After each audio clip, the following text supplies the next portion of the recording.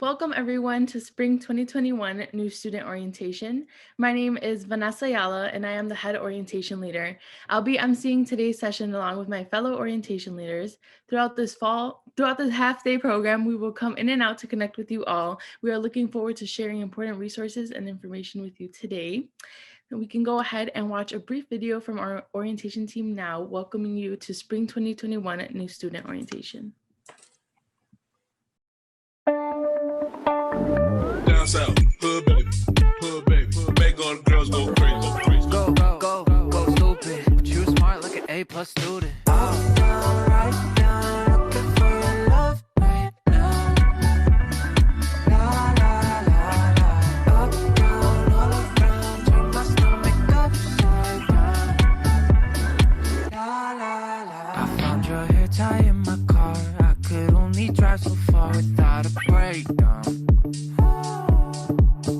Baby, you're the queen of hearts. You know how to play your cards. You keep them face down. Ooh, I miss your face. No, looking at your pics is scrolling way down. Wishing I could fix all my mistakes. I wish I could erase you. Girl, I can't replace you. Alrighty, hi and welcome everybody. My name is Chandler. I'm part of the orientation team. So this is going to be our 3-hour orientation session. It's going to consist of a handful of things. So obviously we're welcoming you in. We're going to have a message from the Dean of Students. We're going to have a wellness support and resources session where we're going to get to know, where a good spot is to take care of ourselves and make sure that we can keep each other sane during this time. We're going to learn how to stay connected to the university and, of course, have our RU spirit. And then the deans of each college will have a presentation for us. We'll have a Title IX and supports rights presentation. And then of course, at the end, we'll have questions and sort of a wrap up. And then after this session, we're gonna have an hour resource fair. So you can go check out each of the offices that we're gonna present you with today. So obviously we're in a Zoom format right now. So what I'm gonna ask you all to do is go up to the right-hand corner and it's gonna be like the viewer button. If you could put that on the speaker view so you can see who's talking at all times, that'd be great. And also please make sure to keep yourself muted during the main session. There will be times where we can, we're gonna separate into breakout rooms and we're gonna interact with each other. That's where you can unmute yourself and have a great time. Hi everyone, I'm Jayla. Now we have our Dean of Students and Vice President of Student Affairs, Jamar Orr, and he would like to welcome you to Roosevelt and share some important updates with you. Good morning, everybody. As Jayla said, my name is Jamar Orr, and I'm the Vice President for Student Affairs and Dean of Students here at Roosevelt University. I know it's early, I get that, but I would love to see you all smiling faces. So if you have a camera, and if you feel comfortable, I'd love to see who our newest Lakers are. So no pressure, but if you're feeling inclined, I'd love for you to turn on your cameras. You all are about to embark on one of the most transformative moments in your life. Whether this is your first time enrolling at a college, or if you're a new transfer student excited to start something new. This is the beginning of something new and something big. This academic year is a bit different from ones that we've encountered in the past. For some of you, your final year in high school may have been interrupted. You may not have experienced all the pomp and circumstance of prom and graduation, and you're wondering will your first year of college feel the same. Some of you may be returning to school after maybe losing a job due to the pandemic, or found that being away from home at another university just didn't feel great to you during this time. But I'm here to tell you that like many other things in today's world, this semester will be different. However, that doesn't mean that it won't be great. The beauty of this is that you get to be the author in your own story. You have the power to shape your experience here at Roosevelt. Starting today, you get to decide who and what you will become. Will you start a new club or organization that lasts for another 100 years? Will you be the next student body president? Will you join a fraternity or sorority? Or conversely, will you be the person who doesn't step out of their comfort zone, doesn't try anything new, and doesn't meet any new people? I hope you choose to be the former and not the latter. Despite the challenges brought on by COVID-19, each of you still get to choose. You get to make this experience your own. Now, there will come a time, undoubtedly, during your first year here at Roosevelt, where you will say to yourself, maybe this isn't the place for me. Maybe college isn't right for me. COVID-19 is too much of a challenge. I can't do this all. And I want you to know that you're not alone. Many, if not all students at some point will feel this way. Your job is to tell someone, whether it be an orientation leader, a professor, a financial aid advisor, your academic advisor, tell someone here at the university. We will make sure that you have the support and the resources that you need to continue and to be successful. At Roosevelt, you are not alone and you matter. I've heard it said it once in a movie that I choose are the two most powerful words in the English language. Maya Angelou says that one day we'll be able to measure the power of words. And when that day comes, I really think that I choose may be the most powerful words in the English language. Standing on the edge of this great new adventure, you get to choose. Your first choice is great. You chose Roosevelt. And we will be here to support you every single step of the way. Now it's time for your second choice. I hope you choose to be the very, very best version of yourself. That's what it means to be a Roosevelt Laker. And we know that we made a great choice when we chose you. So with that, I again welcome you all to Roosevelt University. And I know that you're gonna have a great orientation and much success here at the university. Part of what I also wanna do is I wanna talk to you a little bit about COVID-19 and some of our protocols and procedures here at the university in order to keep you all and the rest of the community safe. So first and foremost, I hope that everyone has downloaded the Roosevelt University app. Whether you have an iPhone or an Android, you're able to download this app from the various links. Emily, and I'm sure the team will show you exactly how to do that at some point today. The reason that it's so important this year of all years to download the app, because that is how you will have access to campus. And I understand that not everyone will be coming to campus for face-to-face instruction, but you may need to pop in to visit financial aid or an advisor, or to hang out in the computer lab to do some work, right? So there are a number of reasons beyond coming to class where you may need to come to campus, and this app will allow you access. So this is what the self-assessment looks like. So every single day that you're coming to campus, or if you're residential and are going down into main campus off of 14, you'll need to provide this app to campus security. So it'll ask a series of questions about how you're feeling on this individual day. It'll ask, do you think you have COVID-19? Were you diagnosed with COVID-19? Are you experiencing any new loss of taste or smell, as well as a few other questions, such as, are you experiencing any fever? And if the answer to these questions are no, you'll receive this green check mark. And once you get that, you'll show that to campus safety and you'll be able to access campus. But what happens if you don't get a green check mark? So say maybe one day you aren't feeling as well and you're answering yes to some of these questions. What will happen is that a report will come to the Dean of Students office, and then we'll reach out to you to follow up. So of course, for this particular day, you won't be allowed to access campus, but we want to make sure that you're okay.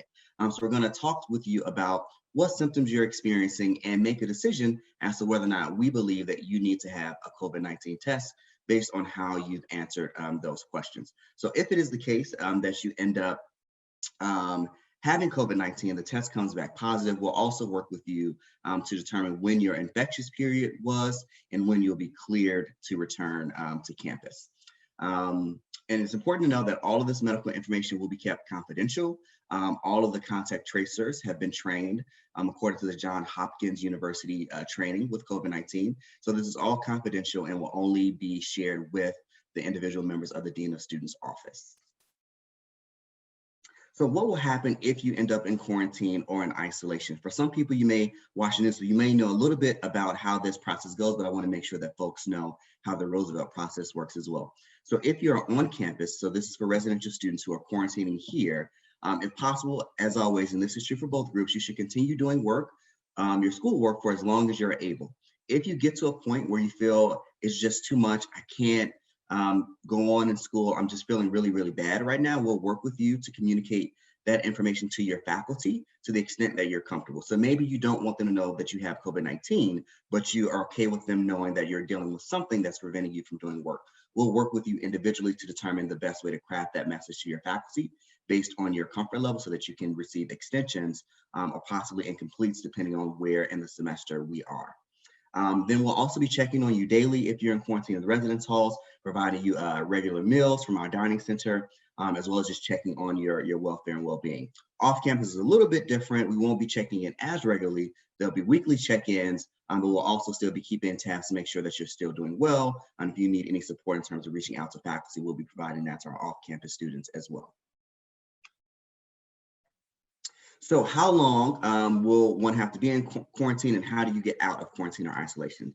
For a contact, CDC has recently issued new guidance that allows us to have quarantine of contacts for only 10 days. So it'll either be 10 or 14 days. 10 days, if you get a negative PCR test, you're allowed to get out at that 10th day mark. If not, you'll be staying in quarantine for the full 14 days. Isolation is for individuals who are themselves the positive cases, and they will have to do either 10 or 20 days. 10 days if you have clearance from a doctor, 20 days if you don't. And of course, this assumes that you don't have any fever or any other symptoms of COVID-19. Also want to let you guys know that we are required to follow the Chicago travel order. If you don't know what that is, it is a lot of information about it on our website. It is important that each of you take a look at this so you make sure that you're remaining in compliance. On the daily self-assessment, it will ask you, are you in compliance with the Chicago travel order? Essentially what this is saying is that if you're coming from a state that is at a higher COVID level than we are, you're required to quarantine prior to coming back to campus. You're allowed to do this in your home, in your home state. You are not allowed to do this on campus in our residence halls. Before I take any questions, I just wanted to also bring your attention to the COVID-19 Code of Conduct. That is on the Roosevelt Student Handbook page. I don't have it in my slide, but it's important that each of you know that that exists. And essentially what that is a set of rules that govern student conduct and behavior during this period of COVID. So it talks about things like all students are required to wear masks at all times on campus. That's non-negotiable. We're asking students to wash their hands regularly. You're required to report to us if you have a positive COVID-19 diagnosis. Would it be possible for the person that is running the slide just to go really quickly to the Roosevelt site? And then if you put in DOS, it'll take you to the site in the search engine, because I just want to draw their attention to that really, really quickly. Thank you to whoever is working on this for me. I appreciate it.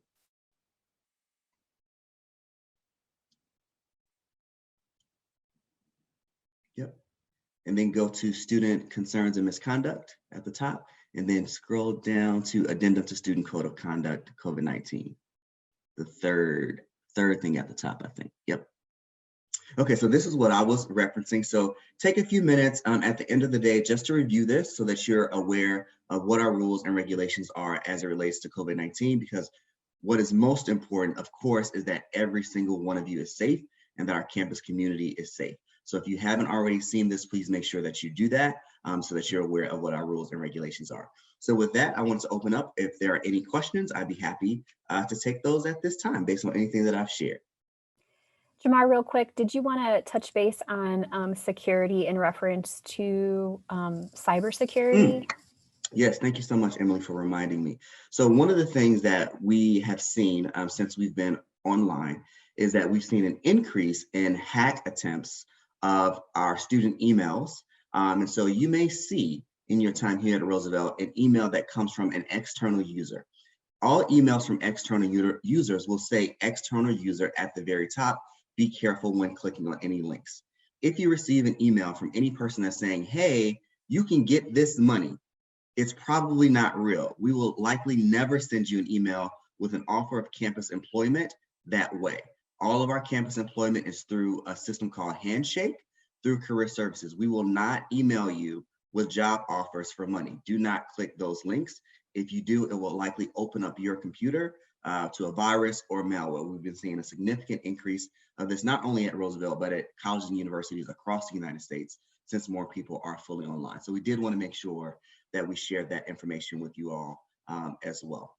Thanks so much, Emily, for reminding me of that. Are there any other questions or items that I can discuss before I turn it back over to our great orientation team?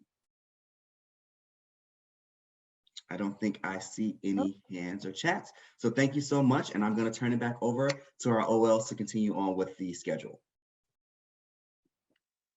Thank you, Jamar.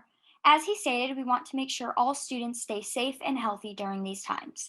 I would like to introduce Megan Jarmus, Director of Student Affairs, Special Initiatives, and Programs, who will provide you information on resources you have available to you as an RU student that will keep you healthy.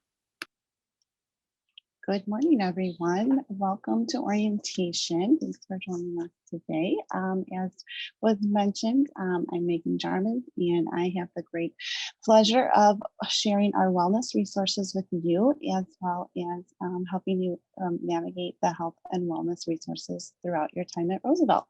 I'm really excited that you're going to join us for the spring semester.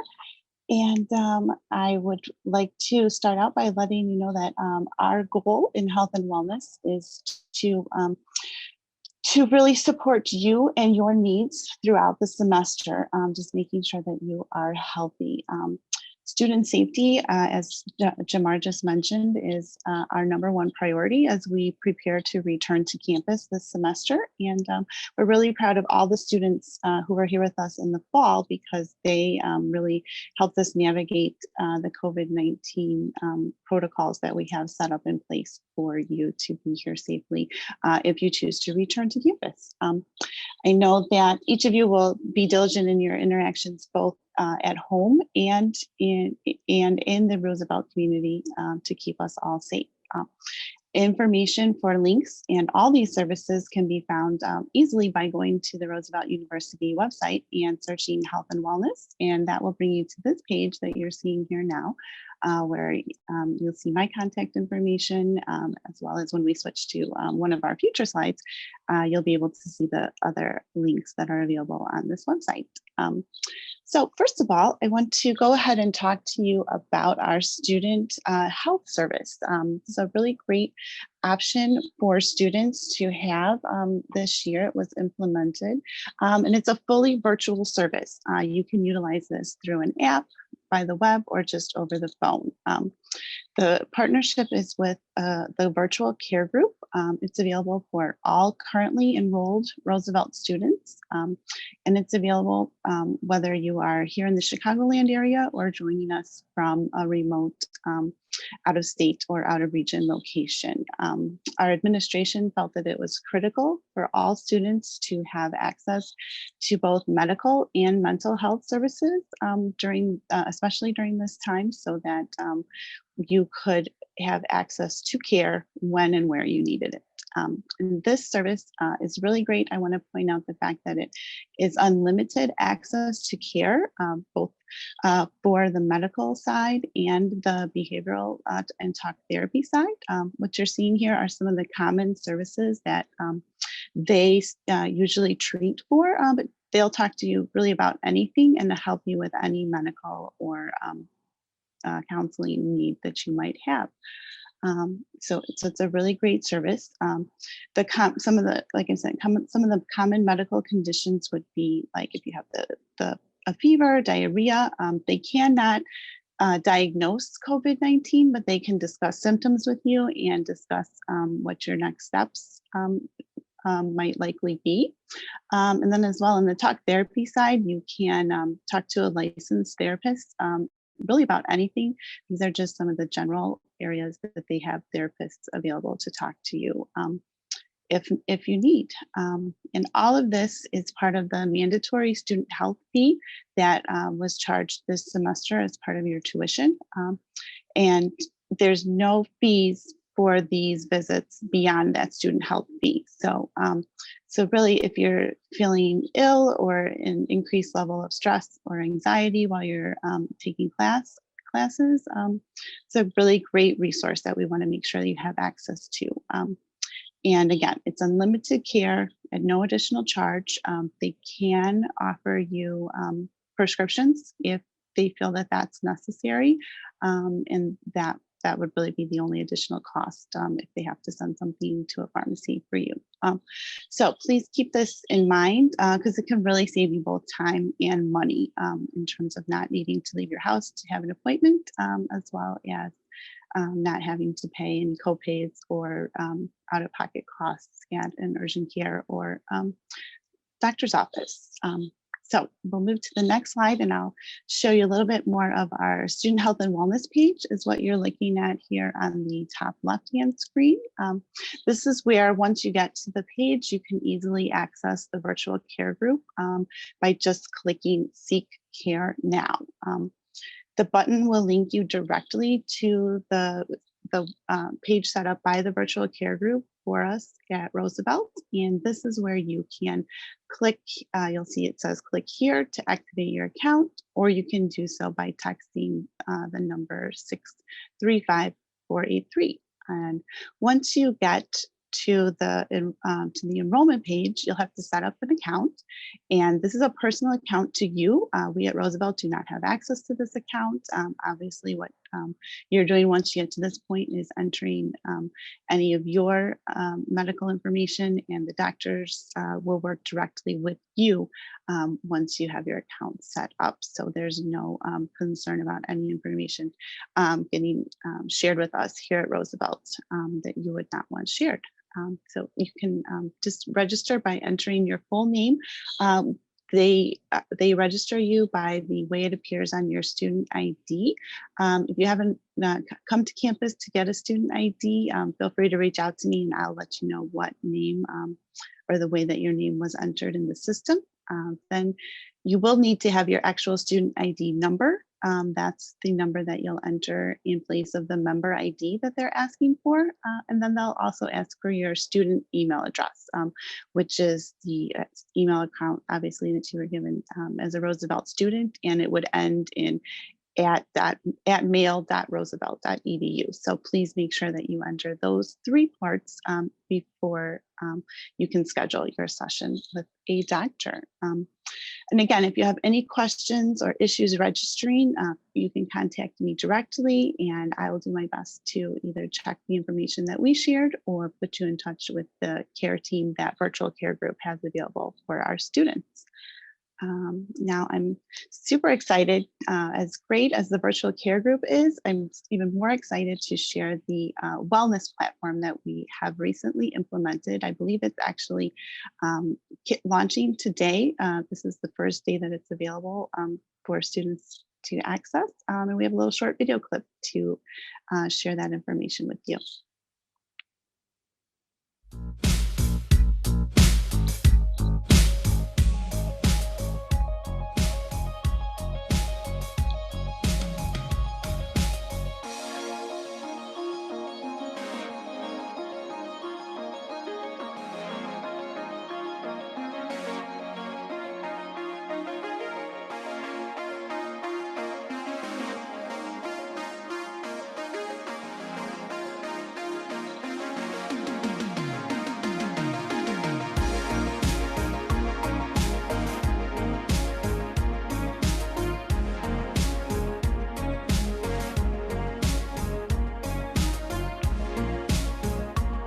Christina, an instructor with Caravan Wellness.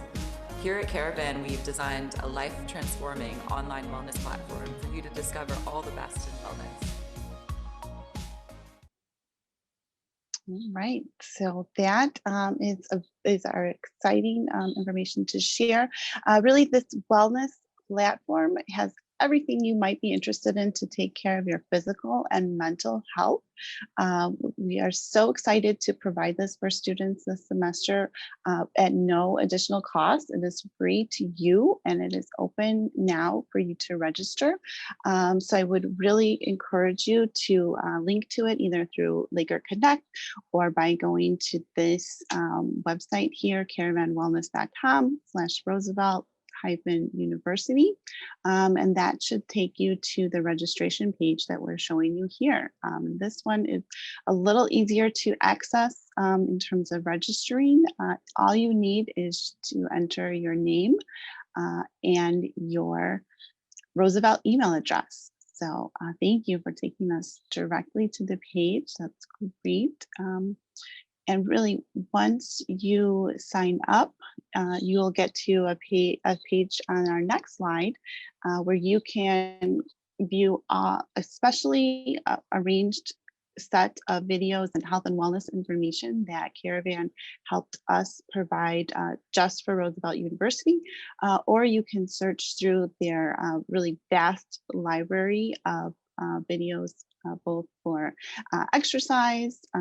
There's things like yoga, mindfulness, really just little tips and tricks you can use to really improve maybe your feelings and emotions throughout the day. Once you get there, you can, once you've registered, you can use this both online through the website, or there is a Caravan Wellness app that you can download both from Apple and Android devices. And there are just so many options. I've been able to play with it a little bit, and I really hope that you take some time, maybe during one of the breaks today, to register so you can get started right away with checking this out and really kicking off your new year in a great way to get set and from a health and wellness perspective. The next slide then is my final slide, where I just really want to summarize the fact that I'm here to assist you to manage your well-being when the stress and demands of life and school impact your path to success, whatever that is, if it's from health, wellness, mental health standpoint. I really love to hear from students, so please reach out if you have any questions or need assistance with any of these services. I'm here to help you. Email that I'm showing you here, my Roosevelt email address is really the best way to reach me, but feel free to reach out by phone if that's your preference. And I really hope that you have a wonderful semester and take care of yourselves. I'm here if you'd like me to take questions, or if we're short on time, we can move on, and I'll be available in the resource rooms later this afternoon. Nothing? Okay, great. Thank you so much. Great. Thank you, Megan. At this time, Vanessa and I, we'd like to share some Roosevelt history highlights and provide you some information on how to be involved at Roosevelt and stay connected with these different organizations and clubs that we have here. So I'm Vanessa. I'm a senior at Roosevelt studying psych with a concentration in mental health. So if you have any questions about psych or having concentration in mental health, you can ask me. And Chandler, do you want to introduce your major? Yeah, so I'm Chandler. I'm part of the orientation team. I'm a sophomore music education major with a minor in saxophone performance. And so we're going to start out this presentation from Vanessa and I. Like I said, it's going to be highlighting how we get involved, and it's going to be a little bit of Roosevelt University history. So if we hit the next slide. So I'm going to start off with Roosevelt's social justice mission, you know, like where we started and everything that we're about. So Roosevelt University it's a private university. It's a great community for educators, scholars, and learners to commit to their academic, creative, and service excellence, who value differences in personal experiences and perspectives. So we're going to highlight, we're a university that highlights, you know, what have you been through and how great is your experience and what can it build to a team. And we're also a university that promotes mutual understanding, inclusion, and social consciousness and action towards social justice. So in other words, we recognize differences and broaden perspectives, like I'd mentioned before. The hallmark of Roosevelt University, which is a great thing because I've experienced it for 2 years, and we have the rest of the orientation team that's experienced it for a bit, is that we have a really good student-faculty interaction and ratio. The ratio between student and faculty is 1 in 11. And so it's great because you get to know your professors and get to know who's teaching, and they get to know you so they can help you get through your classes as best as possible. Roosevelt, obviously, it's located in Chicago, and because of the differences of cultures and everything that we have around the loop where we're located, Roosevelt University is an active partner in the social, economic, and cultural development of the communities that we serve. We offer a broad array of academic programs, from associate degrees and doctoral degrees, which we can, you know, take out of the university and use them in the field, and the field being Chicago, because Chicago is our campus, and that's a great way to, Chicago is a great place to utilize these degrees that you're working towards. So I'll go to the next slide. So so Roosevelt's history is a great story. If you ever have time to go through the entire story, we start in 1945 with Edward Sparling refusing to count the students based off of their race, gender, and even religion. So Edward Sparling had said, we don't count that way. He refused to count the students and limit access to the university based off of where they come from, their backgrounds, and anything, you know, that defines a person. So Roosevelt University was founded on these principles and put into practice to oppose the discriminatory practices of higher education in 1945.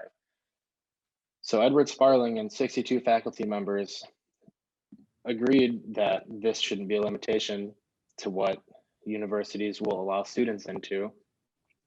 So these visionaries had said yes, they said yes to accepting anybody from any economic or social backgrounds.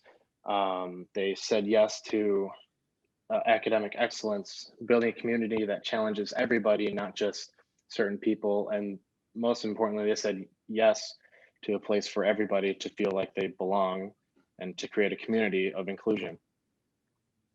Roosevelt, just a quick add-in, was that Roosevelt was dedicated to Franklin and Eleanor Roosevelt, hence the name, due to the shared determination for acceptance of everybody to be included into higher education and collegiate practices.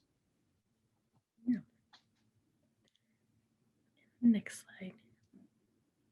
And thank you, Chandler, for sharing our youth history and social justice mission, because that is very important in not only our curriculum, but also the events that we hold on campus. And it's very important that you stay connected, and, you know, having educational events, but also fun events is great for your learning experience. So I'm going to transition in talking to how you can stay connected to the Roosevelt community. So earlier, Megan mentioned Laker Connect, where she showed you where Caravan was. And Laker Connect is super important for you all to log in and authenticate your account, because that way you can stay connected to campus groups, events, and activities. And Emily, if you can click the link so I can show them what Laker Connect looks like. And again, this is super important because you'll have alerts usually at the top of your page after you sign in.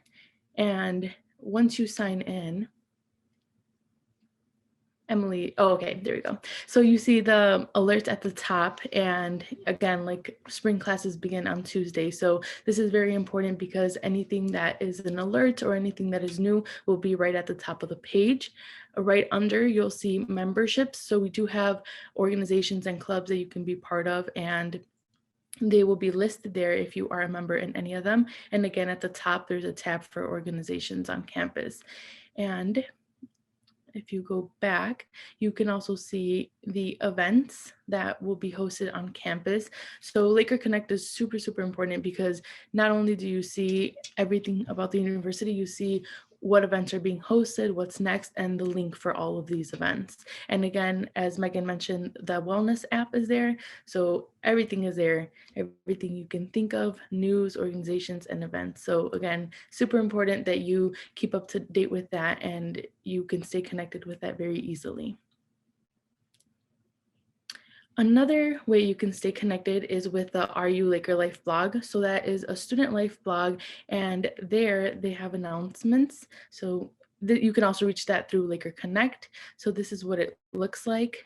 There's blog posts, there's announcements of what's going on campus or what's going on around campus, and the alerts.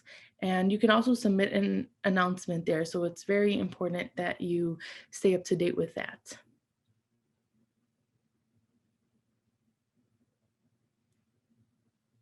And it's always important for you to check your email. So make sure you're checking that regularly, or you have your notifications on from your email, because either your professors can reach out or you can get important news about COVID or maybe even getting involved on campus. So make sure you keep an eye out for emails from the Center of Student Involvement.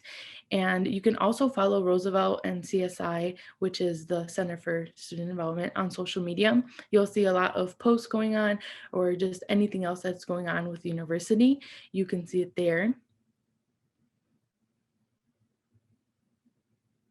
And again, if you go into Lakewood Connect, you can get the links for everything. So our Facebook, you can get our Instagram or our website too.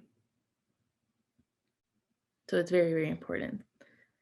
And the last thing to stay connected is you need to go or now signed into events. That is the best way to stay connected. You get to meet people, you get to meet just others that are hosting events, and maybe in the future you can be someone who is hosting that event. So these are very important ways to stay connected to Roosevelt. And Emily, if you can go to the next slide. So we often get the question from students who don't live on campus. They ask, what if I don't live on campus? So there's no worries if you don't live on campus. There's so many ways to get involved. We do have a very large commuter population, and a lot of our faculty, staff, and even students are aware of that. So when we try to hold events, we try to do it between Monday and Thursday, because that's when most of classes are, except for individuals who are part of CCPA or the pharmacy school. So we have a large commuter population, so we pretty much take that into consideration whenever we plan events, and we want to make sure that everyone can have the ability to attend these events. So if you don't live on campus, don't worry. We try to tailor all our events so that you can make it. And I have actually been a commuter my whole 4 years at Roosevelt, and I still found ways to get involved. So there's no worries about that. And Chandler, you live on campus, so if you want to talk a little bit about that. Yeah, so living on campus obviously puts you closer to the events, and it's a lot easier to get through and go to where the events are being held. Obviously, right now, a lot are going to be held virtually, which you'll hear about a couple in a little bit. But at this time, we have had a couple events during the fall semester. We had a student inclusion fair, so we had a bunch of organizations all together telling about what they were doing, and that was held in one of our bigger lounges, so we could of course keep distance between each other. And even with small events that we could have, there's still easy ways to get to them, or go through the events. So it's obviously going to be easier at campus. I've been on campus this is my second year.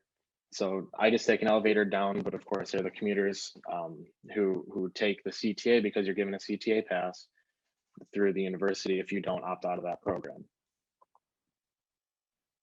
Yeah, and if I'm correct, usually sometimes RAs host events for their floor.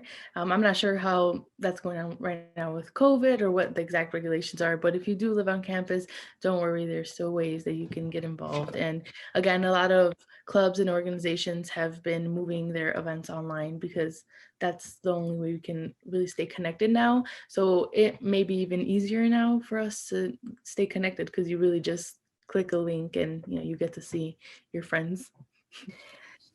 Vanessa, I'll jump in really quickly. So for residential students, there will be events, right, in the residence halls. However, we do have to practice social distancing. To live on campus, you did have to go through, testing and verifying that through our COVID policies. So because of that, folks are able to gather in the restrictive numbers based on the city's expectations.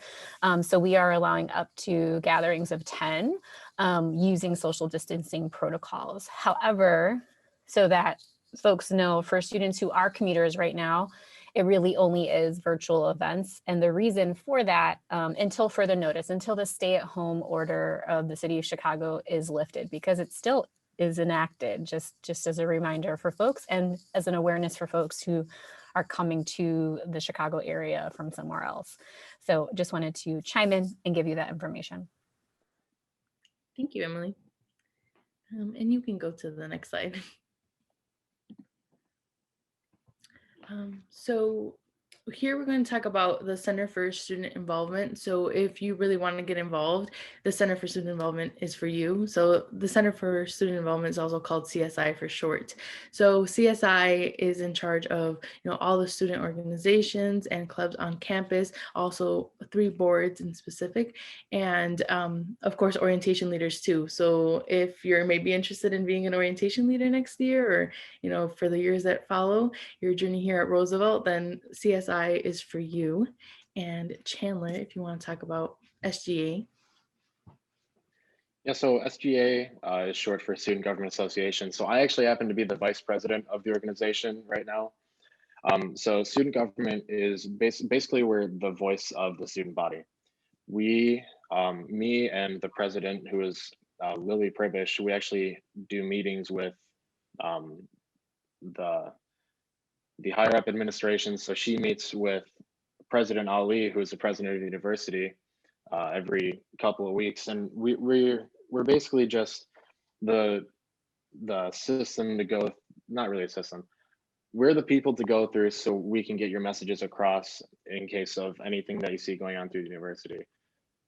So we collaborate with professors and administration to improve student life and provide very valuable learning experiences. So there's no lack of, no lack of voice from the student body. So we don't have to worry about just hiding. So we basically strive to keep up with the student body and to foster a positive climate throughout Roosevelt University. So then the next board we have is SPEED, which I'll have Vanessa actually talk about.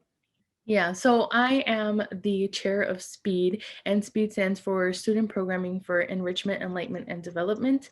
So as I mentioned, I'm the chair, and we also have an advisor who is here. Her name is Kayla, and we have 4 other students who are on the board, but we're responsible for hosting a variety of campus-wide events throughout the year, and these events, they range from entertainment to school pride to educational, social, and service events. And some examples of these events is homecoming. So we're in charge of planning homecoming usually in the fall. And other events we've done, we did a talent show this past semester, and we had a couple of other performers. So Emily's pulling up, I already see her pulling up the list of events we've done. So this is all we have done in the fall.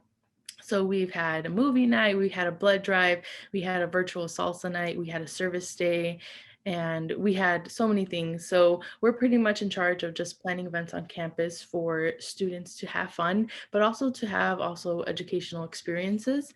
And I really love being on the board because, again, we get to plan events. So we kind of get to bring, the fun to Roosevelt, as I like to say. So if you are interested in getting involved, or if you want to come to events, SPEED is for you. You should follow SPEED on social media. And again, I'll include the link or the at the end of this session.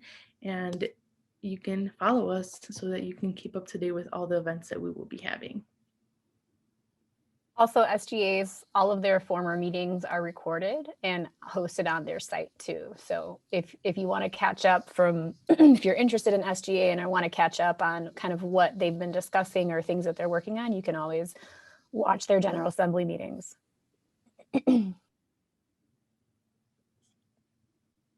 Exactly. So the third part of CSI that we have is called SAFAC. So that's short for the Student Activity Fee Allocation Committee.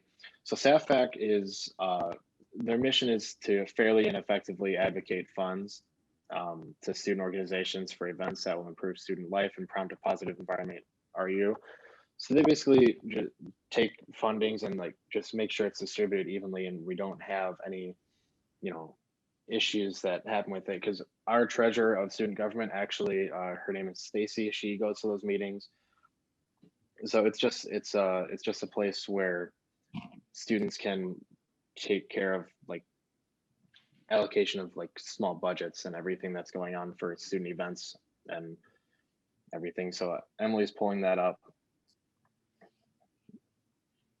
So yeah, so SAFAC. Yeah, so these are one of the board's members have changed. Kayla Linsner, who's on here, is the advisor, and she's our assistant director for CSI. But all of their information, their program proposal form, it's only accessible for registered clubs and organizations. So I just want to make sure that's clear. They provide funding specifically and directly to student organizations that are registered and active at Roosevelt.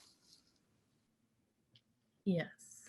So again, it's very important that if you want to get involved, Laker Connect is, it's going to be your savior because that's where everything is.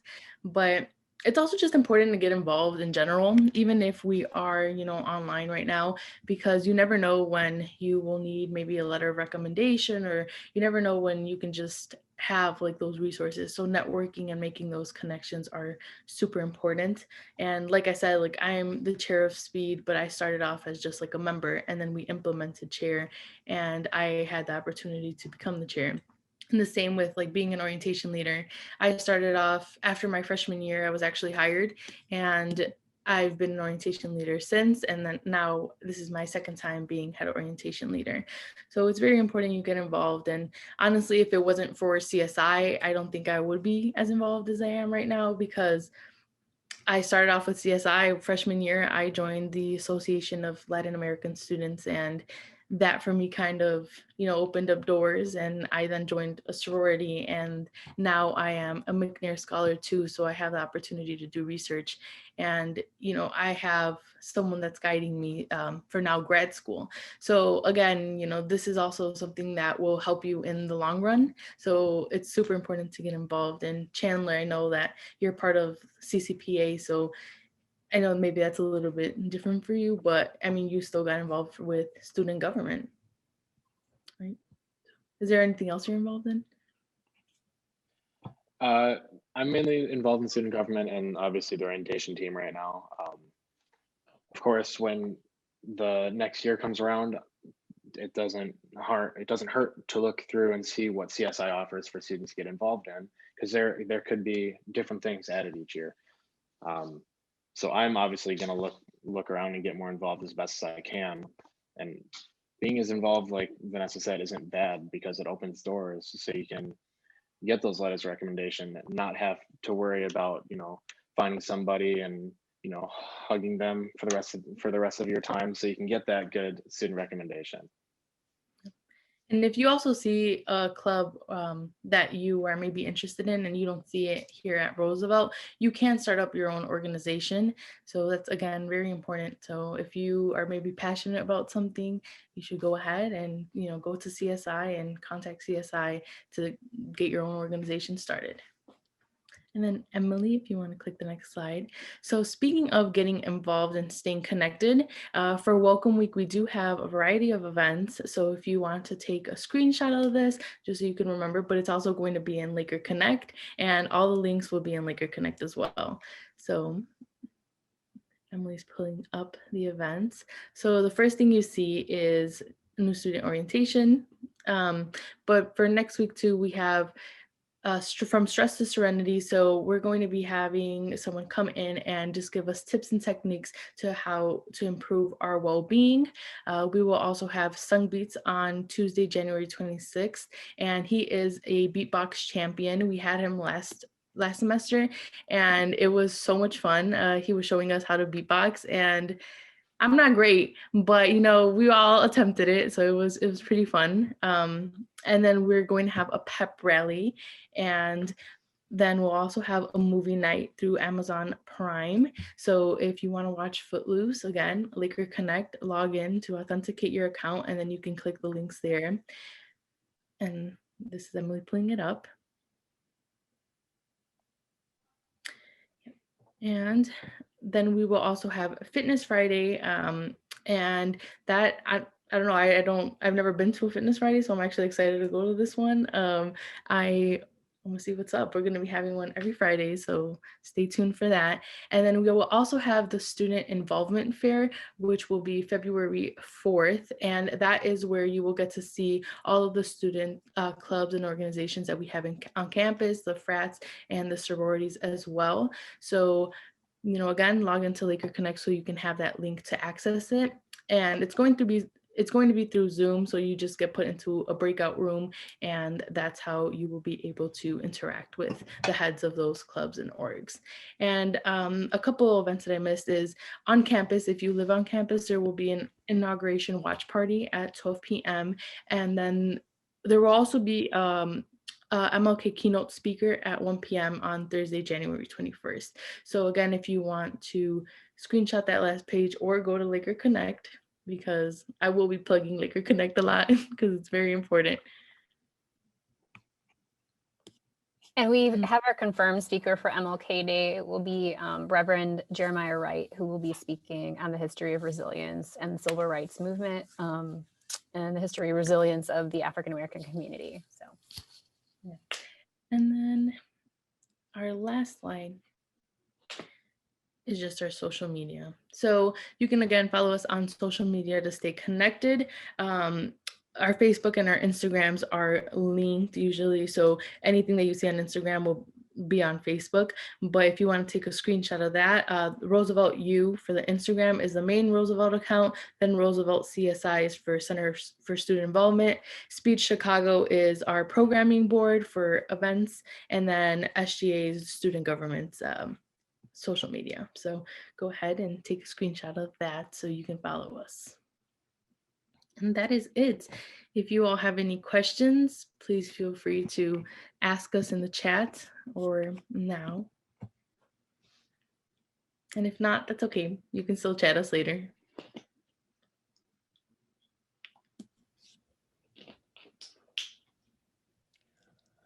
Thank you, Chandler and Vanessa, for providing that important information regarding Roosevelt's history, mission, and even how to use Laker Connect to get involved in the Roosevelt community. I would now like to welcome our RU College Deans to provide details regarding academics.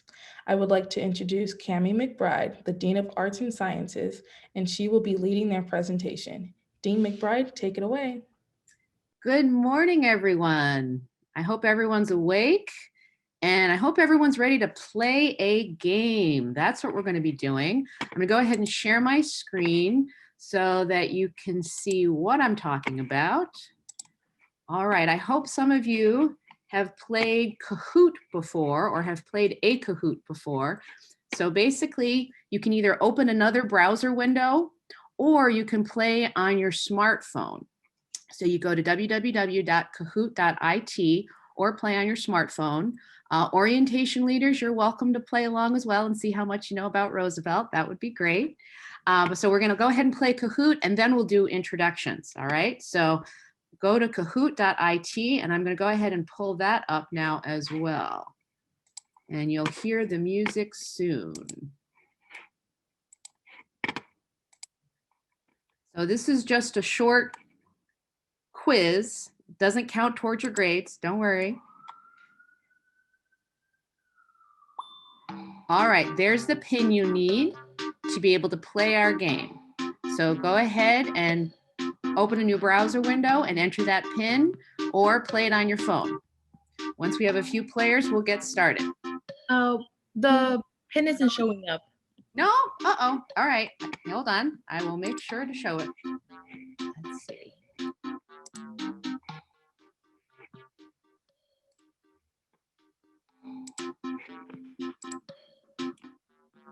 How about now? Can you see it now? Yes. I can see it now. All right. Now maybe we'll get some players. Sorry about that. Chandler's playing. All right.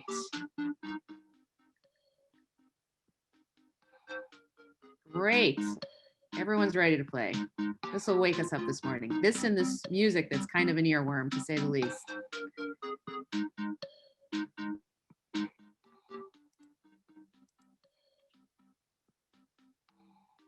All right. Thank you, everybody, for playing along. You can just listen to if you don't want to play. That's all right as well.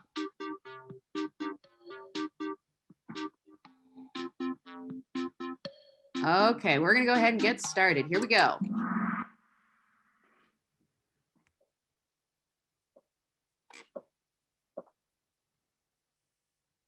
Roosevelt University was founded in 1941, 1945, 1954, 1951. What do you think the answer is? I think you also get points for speed, so answer quickly if you can. All right, 1945. All right, let's see. Ooh, good job, Chandler. Next one. True or false? Students at Roosevelt have always known what they wanted to major in. What do you think? The deans will be talking a little bit more about how to pick a major if maybe you're not sure. All right, correct, false. Not everyone always knows what they want to major in. All right, Chandler's pretty quick. He's apparently the person to beat. What is the best way to study, manage stress, and get all the work done? Use a planner, get tutoring, limit your distractions, or go to the Learning Commons. What do you think the answer could be?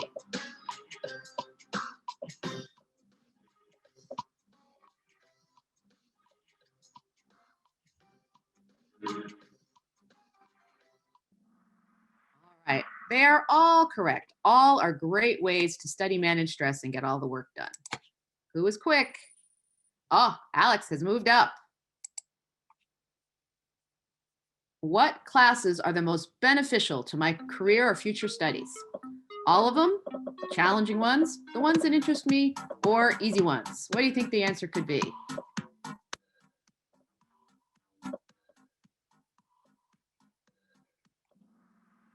All of them. Excellent. Let's see who's leading. Alex still leading. Great job. What extracurricular opportunities are available? Clubs and student organizations, assisting on faculty research, on-campus jobs, and athletics. I think our prior presentation might help you with this one. What could the answer be?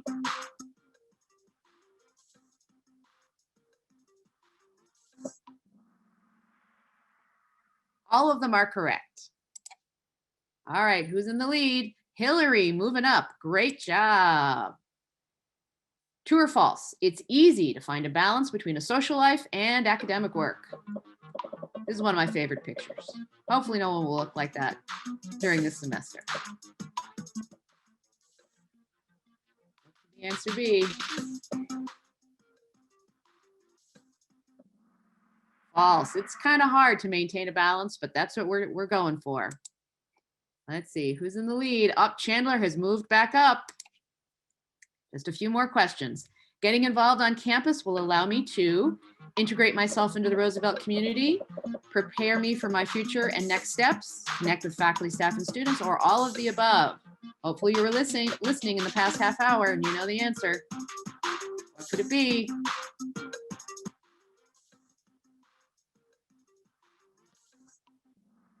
All of them. Very good. Chandler still in the lead. All right, just a few more. True or false? If I want to study abroad, I have to leave Roosevelt and home for an entire semester. True or false?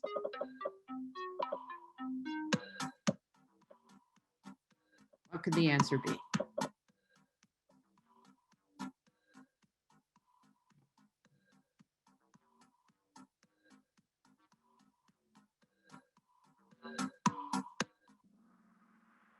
False is actually the correct answer. Sometimes study abroad trips are just a week or two. Mia has moved up. Nice. Roosevelt hosts virtual events free to students where I can hear about women's suffrage, the LGBTQ+ movement, social justice, or all of the above.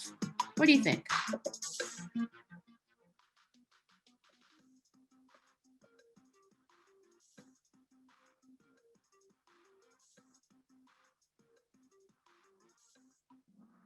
All of the above. That seems to be the answer.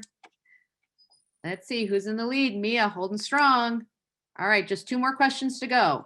How much time should I set aside per class per week to do homework? 1 hour, 4 hours, 2 hours, or 6 hours? What do you think? People are very, very speedy with their responses.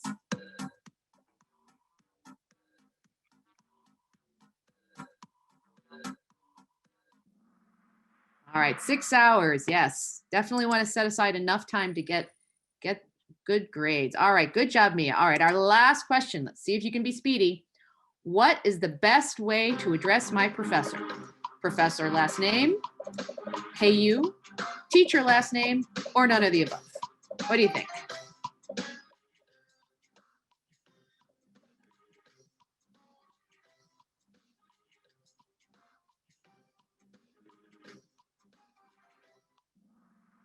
Professor last name, definitely the best way to go. All right, let's see.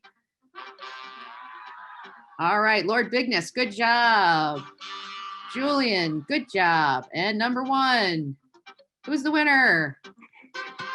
Mia C, congratulations. Well done, everyone. Thank you very much for playing our game. Mike and Hedger were our runners up. Excellent. All right. We're gonna go ahead and stop the Kahoot. All right. All right, everybody still here, still awake now? All right, so let me pull up our slides so you can see who will be talking. So we have some panelists. So if folks want to go ahead and introduce themselves, I'm again Cammie McBride, Interim Dean of the College of Arts and Sciences. We'll just go in order of the names on the slide. So Ryan, you want to go next? Absolutely. Well, I want to start out by welcoming everyone, especially those College of Business students, but really anybody to Roosevelt University. My name's Ryan Petty. I'm the Dean of the Heller College of Business. So hopefully we will see some or all of you in our classes at some point here. But really just want to extend my welcome and say that, I hope that your educational journey here at Roosevelt is fulfilling and is ultimately transformative, both personally and professionally. Please reach out to any and all of us if you have questions, concerns, or anything. I think the overriding thing is that we're here to support you and we're here to help you achieve your goals and achieve your dreams. And that takes a lot of different forms, but we care about you and we're here to help you. So thank you and welcome. Thanks, Ryan. Christina? Hi, I'm Christina Peterson. I am the Associate Dean for the College of Education. I'm actually filling in for our Dean, Tom Fillion. He had another meeting this morning that he couldn't attend here today, but I am here representing the College of Education and would just like to welcome all of the students coming in, whether you're College of Education or otherwise, and let you know that I'm excited that you're here. Thank you. Anne-Marie? Hi, and welcome to Roosevelt University. My name's Anne-Marie Cusick. I'm Interim Associate Dean in the College of Arts and Sciences and also a professor of Journalism and Media Studies. If there's anything we can ever do for you, just please let us know. We'd love to help out. Thank you. Mike? Hi, everyone. Welcome. My name is Mike Ensdorf. I'm glad you're all here. I'm one of the Associate Deans in the College of Arts and Sciences. I'm also on the faculty in the Department of Communication in the College of Arts and Sciences. I teach photography courses in that department. And I'm also the director of the Gage Gallery, which is located on the first floor. It's a documentary photography gallery, and we are going to be virtual this coming semester, and hopefully I'll be back in person in the gallery in the fall. So welcome once again. Thanks, Mike. Julie? Good morning. My name is Julie Rowan. I'm the Assistant Dean for the College of Arts and Sciences. I'm also a Roosevelt alumna, so you've all made an excellent choice to join the Roosevelt family. Welcome. Thanks, Julie. Jennifer? Good morning, everyone. I'm Jennifer Johnson. I'm an academic advisor within the College of Arts and Sciences. So I might be one of the people helping you select classes or complete your pathway to your degree. Then welcome. Thank you. And now our faculty panelists. Vince? Hi, I'm Vince Franconi. I'm in College of Arts and Sciences. I teach English classes. I'm also an alum here from Roosevelt University, graduated with my BA. So welcome to the school. Thank you. Leela? Hi, I'm Leela Ellis Nelson. I'm a faculty member through the College of Arts and Sciences through the Department of Psychology. I'm also the faculty advisor for the Diversity Committee for the Psych Department as well. Thanks for coming. Thank you. Fayang? Hi, my name is Byung Kim, Associate Professor of Elementary Education. I'm teaching science teaching methodology for early childhood majors, elementary, and also secondary education majors. So if you have any questions about teaching methodology courses in College of Education, just feel free to contact me, and welcome to Roosevelt University. Thank you. Last but not least, Jennifer. Hi, thank you. Welcome, everyone. I'm in the Heller College of Business, and I teach human resource classes, leadership, management. So welcome. Thank you for having me. All right. Thank you, everyone, for introducing yourselves. So we're going to start off with Q&A with our panelists and deans. So the first question I'd like to toss out to any member of our deans or panelists are sort of, what do you recommend? What's the best way for students to be successful at Roosevelt University? And just jump in. It's hard to see everybody because we have a lot of folks on the Zoom. So what do you think, what helps students be successful? Get involved. I know that that's not a unique or original thought with me today, but to just underline that, get involved. And that really varies across students. For some, that's going to be going to the Footloose movie night. For others, it's going to be downloading that free wellness app. For others, it's going to be talking a friend into going to a workshop or going to some sort of event that might be sponsored specifically by your program. So in some way and on a continued basis, just get involved, reach out, and that, just know that that varies by person, and that's okay. Thank you. Other advice from our panelists? Yeah, it's also helpful to get to know your professor too. So I know it can feel really intimidating to reach out to folks who are teaching the class.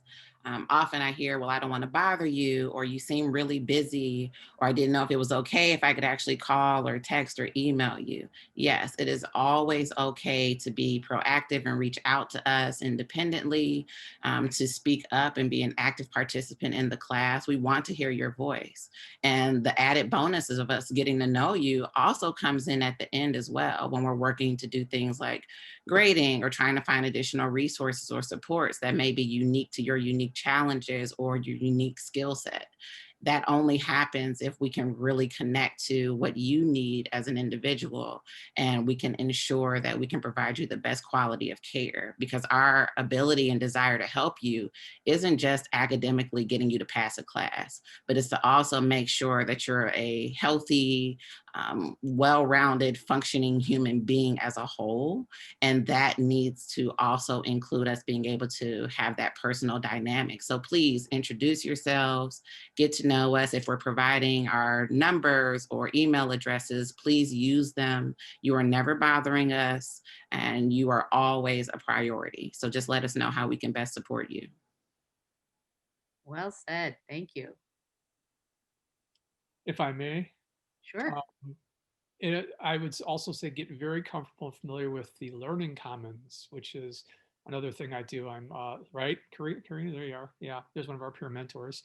Doesn't she look mean? Exactly. These are mean people who work there. No, it's actually one of the most welcoming parts of the university. I'm the faculty coordinator for writing tutoring there. We do writing tutoring, math tutoring, other subject-specific tutoring.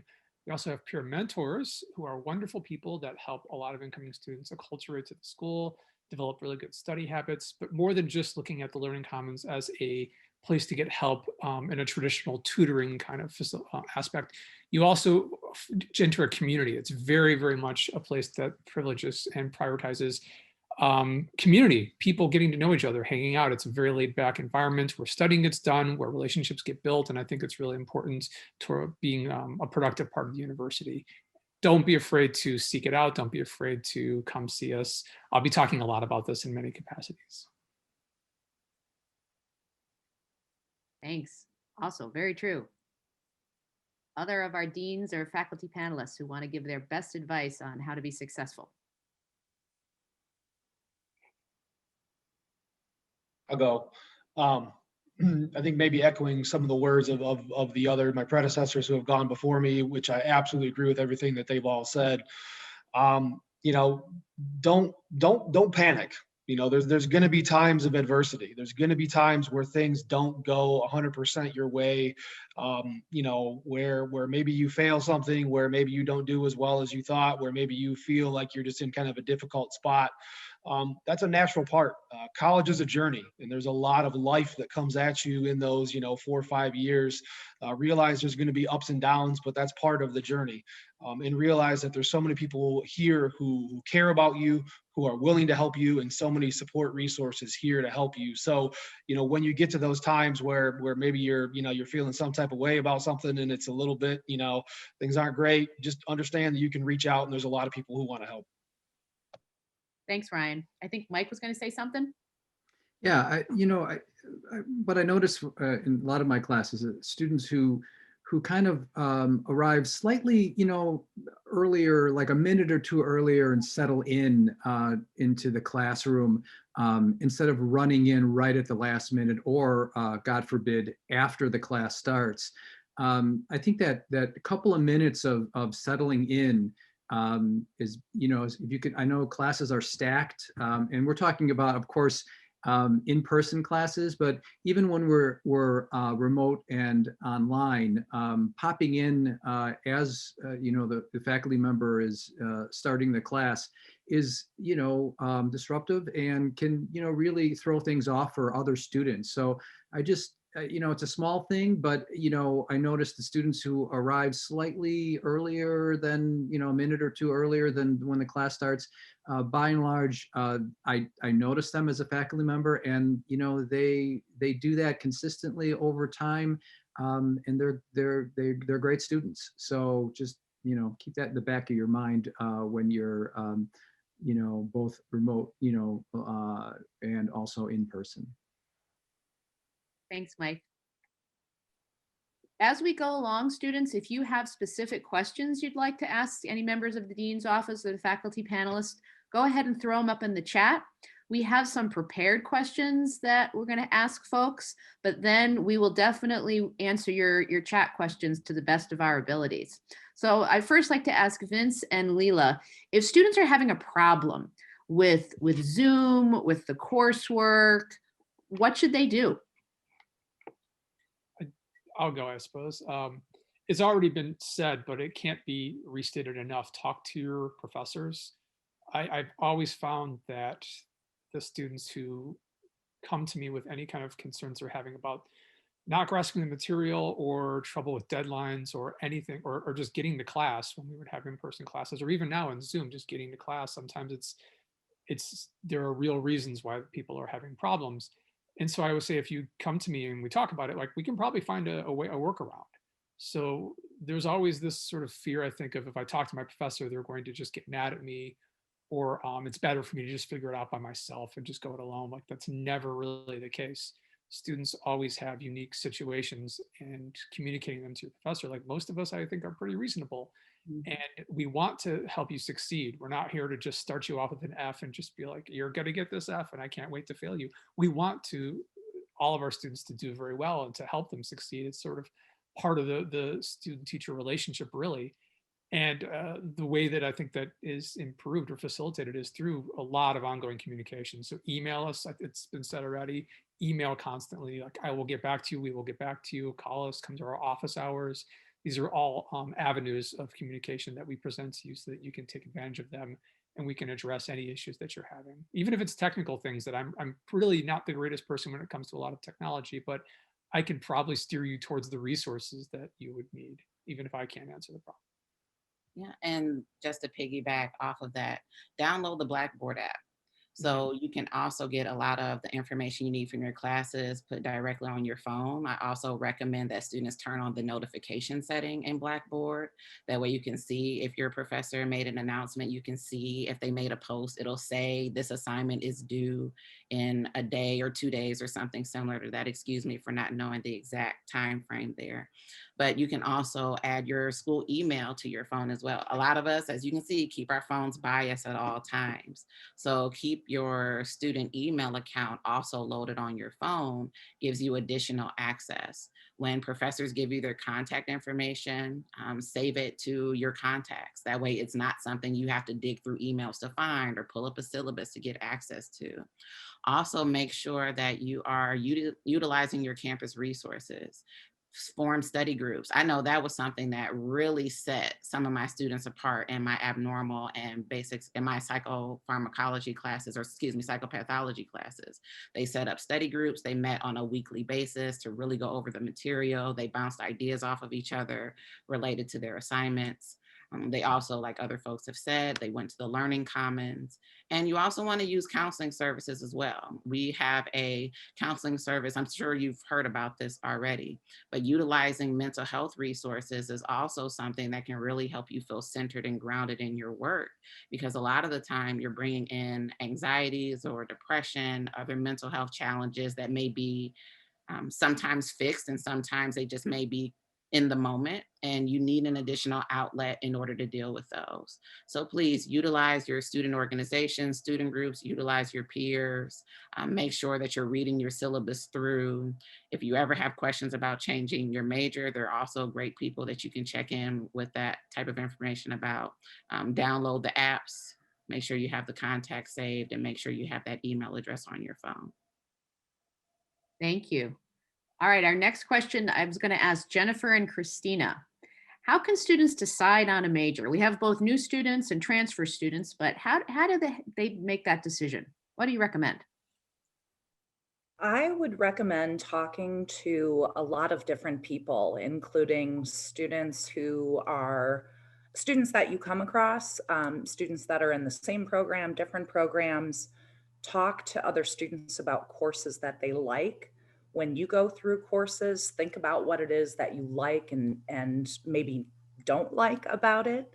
And sometimes that's easier to identify, you know, oh, I really didn't like this. I really didn't like this. But believe it or not, you will come across, you know, those opportunities to use skills that you might not even know that you really have or that you like using. I would also recommend, even though it doesn't sound very exciting, I would also recommend looking through course descriptions, just kind of taking a glance through, you know, look at different programs.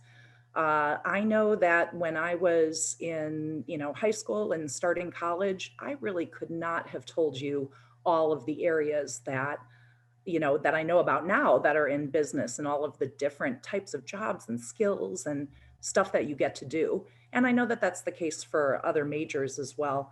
Finally, I would reach out and find ways to talk to people when they're in the jobs that they have. How did you get the job that you have? What do you like about it? You know, and I mean, that might even be when we can have family gatherings again, that might even be at an extended family gathering where you're talking to, you know, your retired uncle about whatever he did. But just talk to a lot of people, use a lot of different resources, because it's not one tried and true path that everybody goes down. Thank you. And Marie, did you want to add something? I just wanted to read out a question that showed up in the chat. It says, is Blackboard where students have contact with the professor in regard to homework and anything related to every class? That was from Mariola. And the responses were that Blackboard is where you find all of your class resources, and there's a place to find contact information for the professors you are working with. And it's also the learning management system for courses. So your documents will be posted there, the discussion board, online tests and things. So I think we needed a definition. Thank you. Christina, how should people pick a major? So I would echo the things that Jennifer said, but I would also add that our academic advisors have a lot of information about the courses needed, how many credits you need. Really reach out to the academic advisors in each of the colleges, and they can help you kind of decide a path. Like if I want to be an elementary education teacher, what are my options? If I want to be in another field, how many classes do I need? What's the path to that? And that's very helpful too. Thank you. I neglected to introduce one of our deans who has joined us. So Dean Rudy Marcosi, will you say hello and tell us about yourself? Sure. Thank you all. Welcome to Roosevelt. We're delighted that you're with us and will be with us. We don't have any CCPA, any incoming students from our college, which is the Performing Arts College. But I did want to stop in and say hello to everybody, to welcome you, and to echo what my colleagues have told you about getting involved and taking care of your mental health and balance. And just to tell you that we have a Performing Arts College with programs in music and theater. And we could provide to you, even though you're not our majors, there are great opportunities to attend performances that are free and open to the public in very nice venues like Orchestra Hall or the Jazz Showcase or the two beautiful recital facilities that are on campus. Most of our things are virtual right now, but we're still doing things. And also in terms of picking out a major, thinking about career choices, working toward your degree completions, there are a number of CCPA classes, including group lessons, private lessons, or academic courses that are open to all students across the university. So thank you, Cami, for letting me say hello.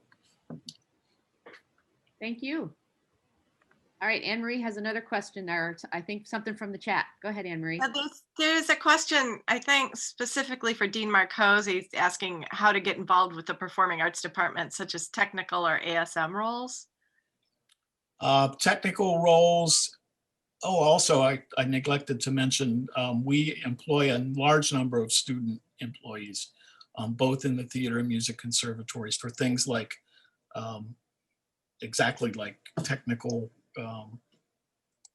assistance, production assistance. For theater, if you're interested in that, I would contact, and I'll put this in the chat, I would contact Kendall Kelly. He's the directing manager of the Theater Conservatory, and for music, Elizabeth Sustar, who's head of our performance activities office. They could help you with things like that.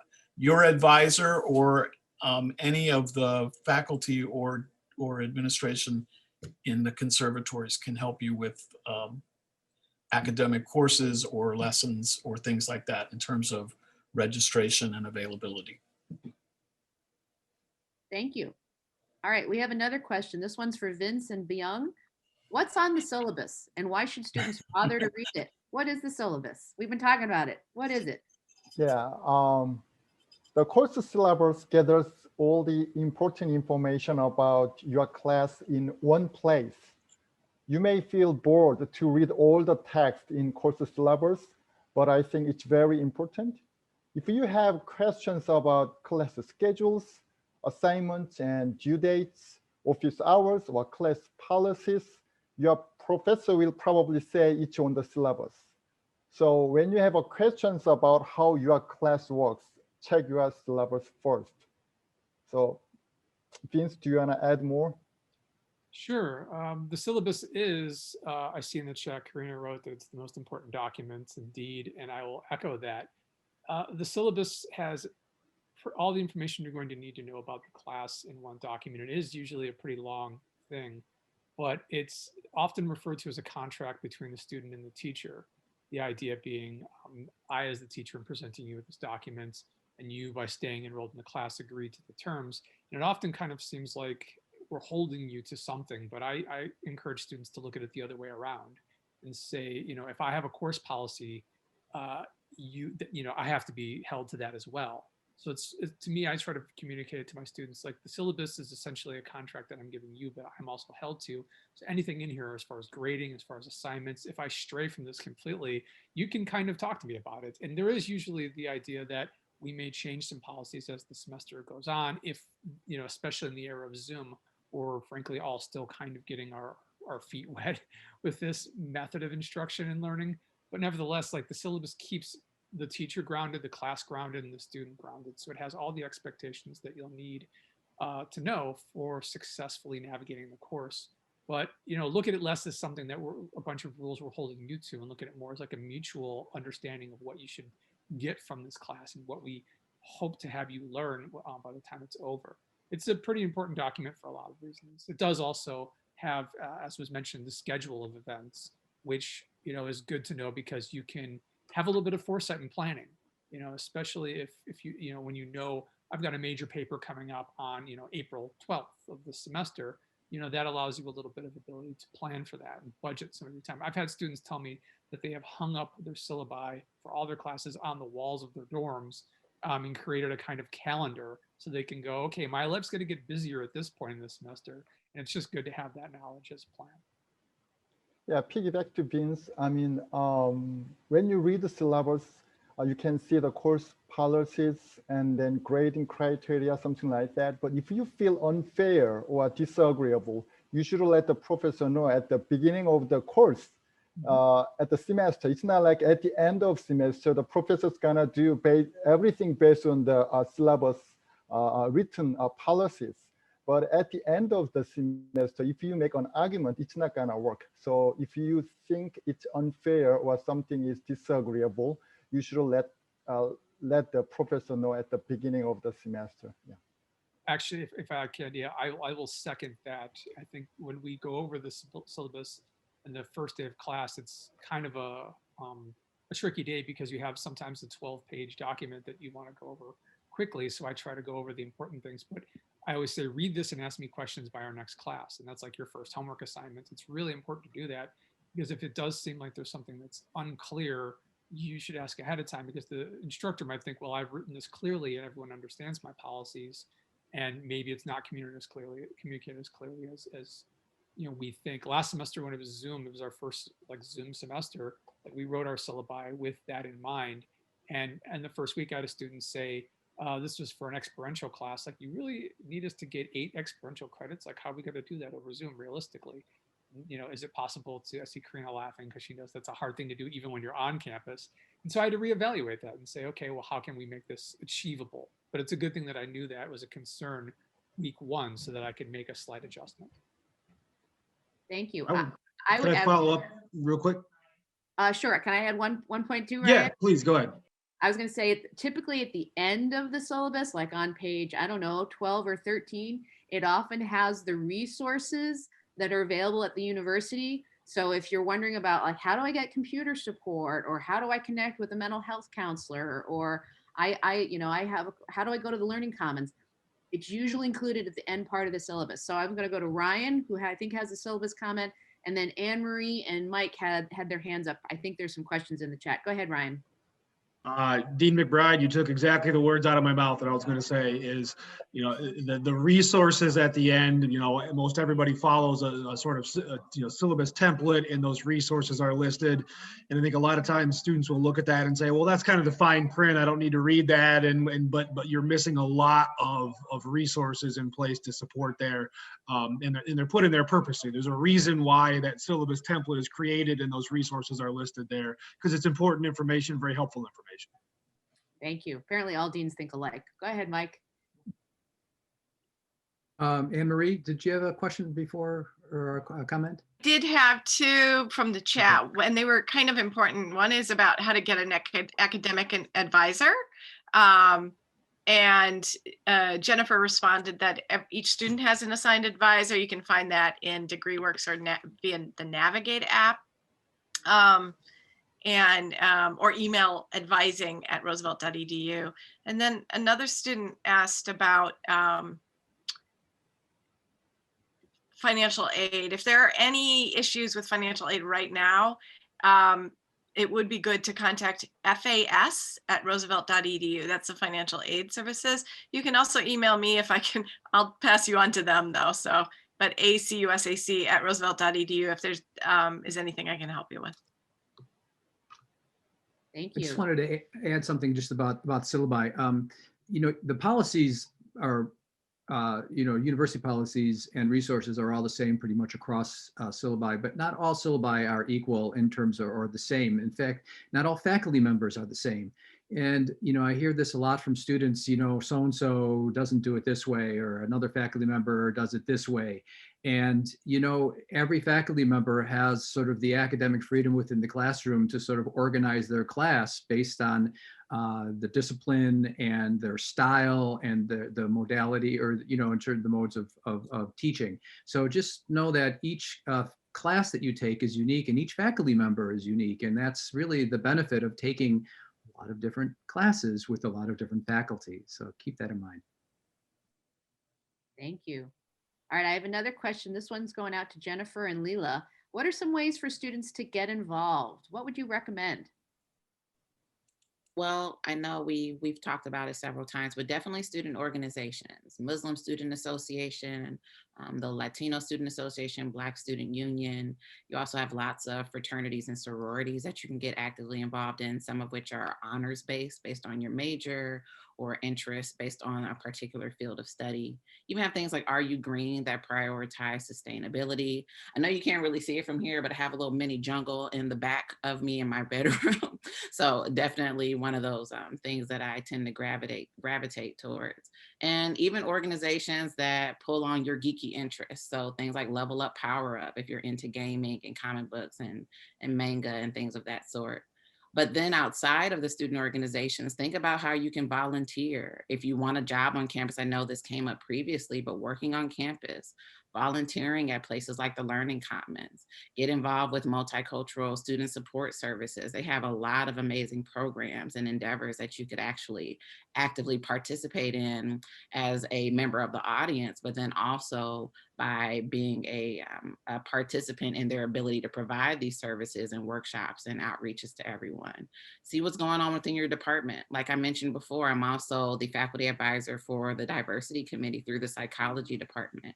And then at the end of the day, if you don't see something that's pulling on your unique interests, please let us know and we will help you either make it, we will help it come into fruition, or we can at least point you into the right direction, usually through CSI or the Center for Student Involvement, in order to make that happen. But again, please let us know how we can best make this experience something that you will truly enjoy as a whole person. And we will definitely locate those resources on campus and even help sometimes with external partners that may be able to help us do some of those same things and bring that stuff here for you. Jennifer, suggestions about how to get involved, and then I'm going to go to Anne Marie. Yeah, I don't know if I could have said that better myself. Wow, I think about all of those clubs and all of those different interests to tap into. I guess what I would add and underline is, big picture view, this is your educational journey. This is the time to be selfish, quote unquote selfish, which I really don't think is selfish, to be, to think about where your own interests are and to proactively seek out those opportunities, not just as a freshman, but your interests in your career are going to develop as you go along in your program. So you may find that attending very program specific events or workshops, in addition to some of those personal interests that you may have, are really going to contribute to that investment that you're making in yourself. So this is all about you. It's all about your educational journey. So yeah, think of how to make that work for you. Thank you. Anne Marie? Yes, we have a question about whether students have to be invited to be in the honors program, and you do not. It's an application process. Jennifer Johnson has posted the link there. You can apply for it, so. Thank you. There was another hand up. That was me.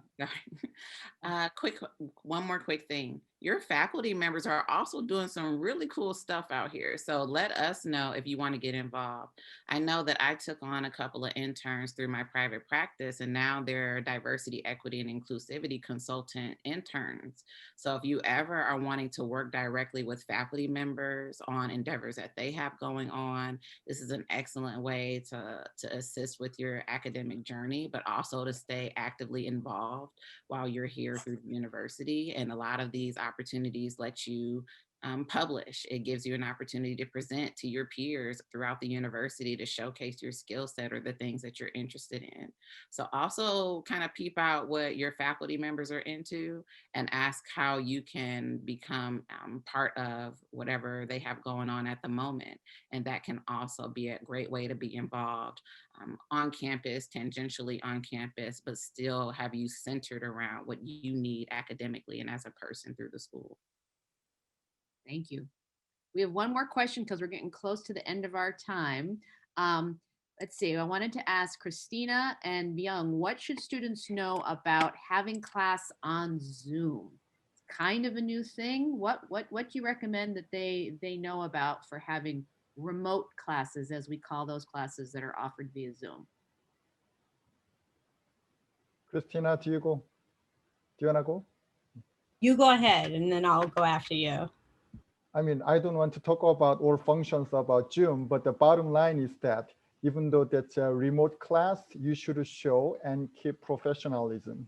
You are not middle and high school students, so I'm expecting like adults, behaviors. So like, for example, keep your video on. Unless you have very emergent situations that you cannot show video, you cannot make video on.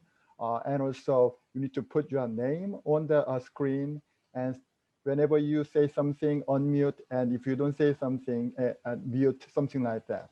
But the bottom line is that feel that you are in the community of the class. It's not just between the professor and yourself. So try to contribute to the class and also try to listen to the other students as well. So that's the my summary of recommendation. Keep and show and keep professionalism. Yeah.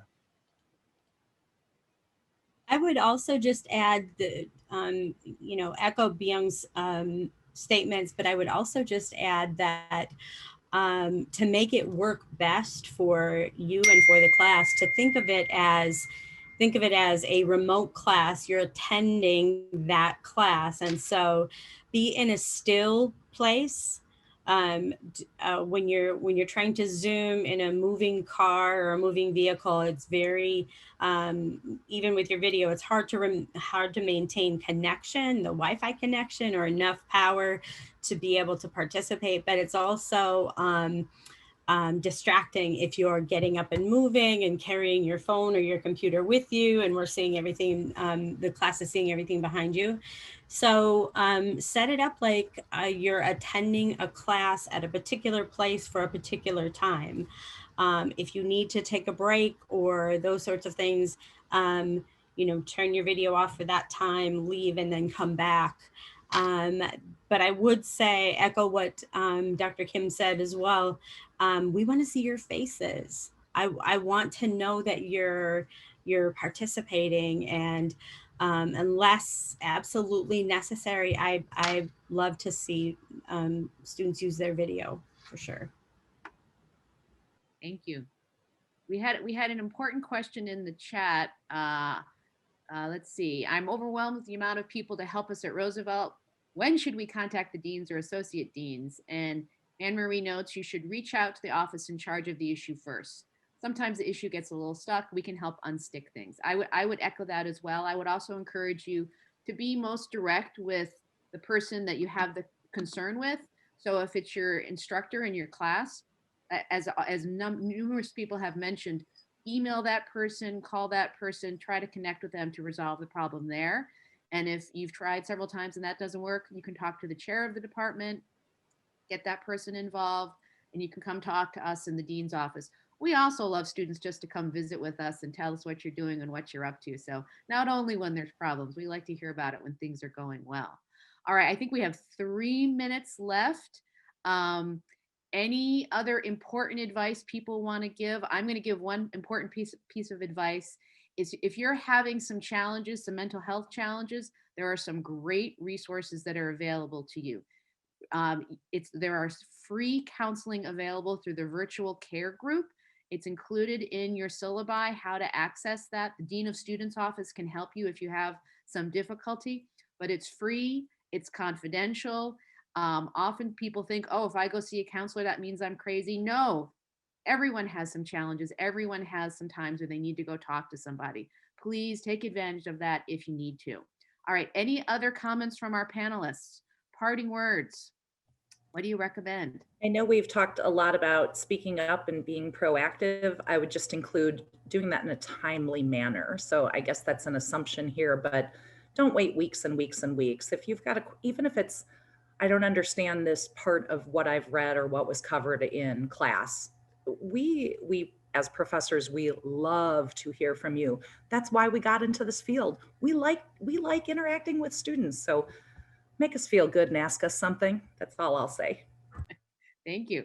Go to office. I'd like to. Yes. Mike. Yeah, I would just like to second that because over the years that I've been teaching and the many years, mostly the students who kind of go MIA are the ones that have the biggest problems. And that is they start with a small problem and 1 week goes by, another week goes by, and all of a sudden the third week they're coming to me with the problem. And that's 3 weeks of classes missed. So if you have, no matter how big or small the problem, come to us, come to the professors, let us know what's going on so we can help you resolve it. It's extremely important. Good advice. Thanks, Mike. About 1 more minute. We want to honor your time. Go ahead, Dean I'll Petty. do a very quick one. Show up to class, whether it's in-person class, virtual class, whatever, just show up to class. It's amazing the difference if you look at the research on grade outcomes and learning outcomes for students who show up to class versus students who don't show up to class. Just, it's amazing what you'll pick up if you're just there. Good point. Good point. Vince.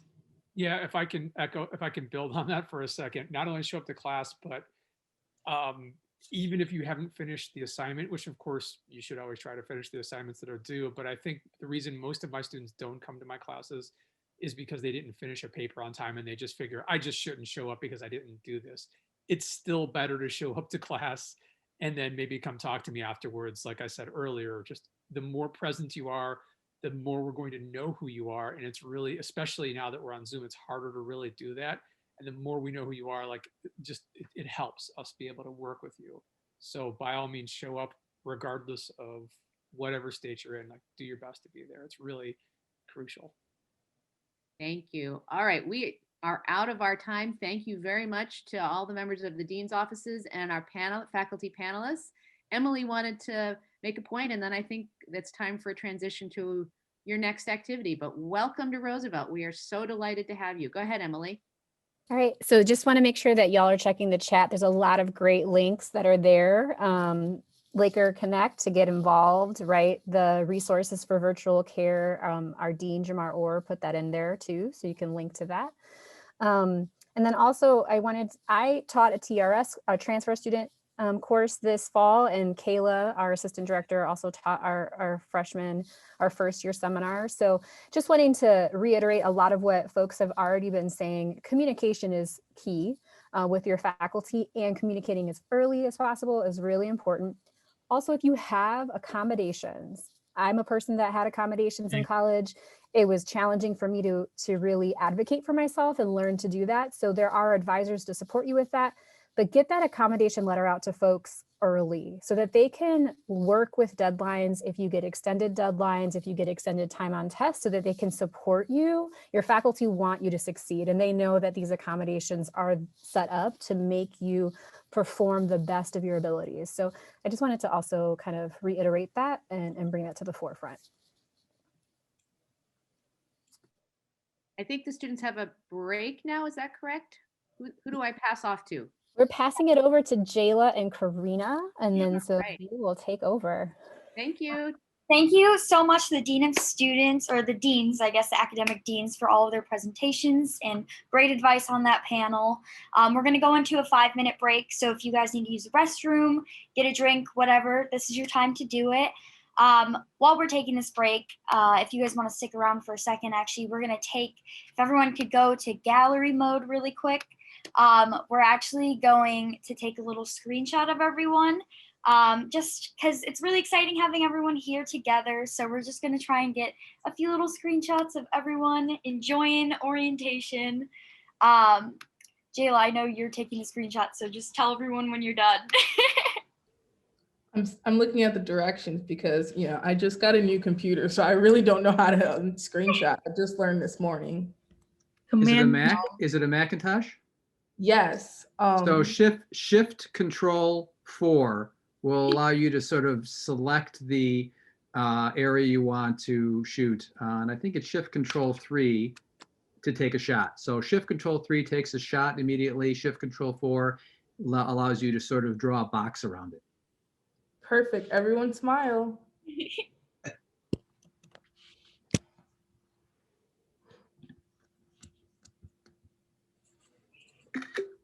Perfect. And Jayla, you might have to switch to, there's 3 screens for me. I don't know how many views you had, but you might have to take 3 different shots because there's a lot of folks on the session today. Okay, everyone smile again.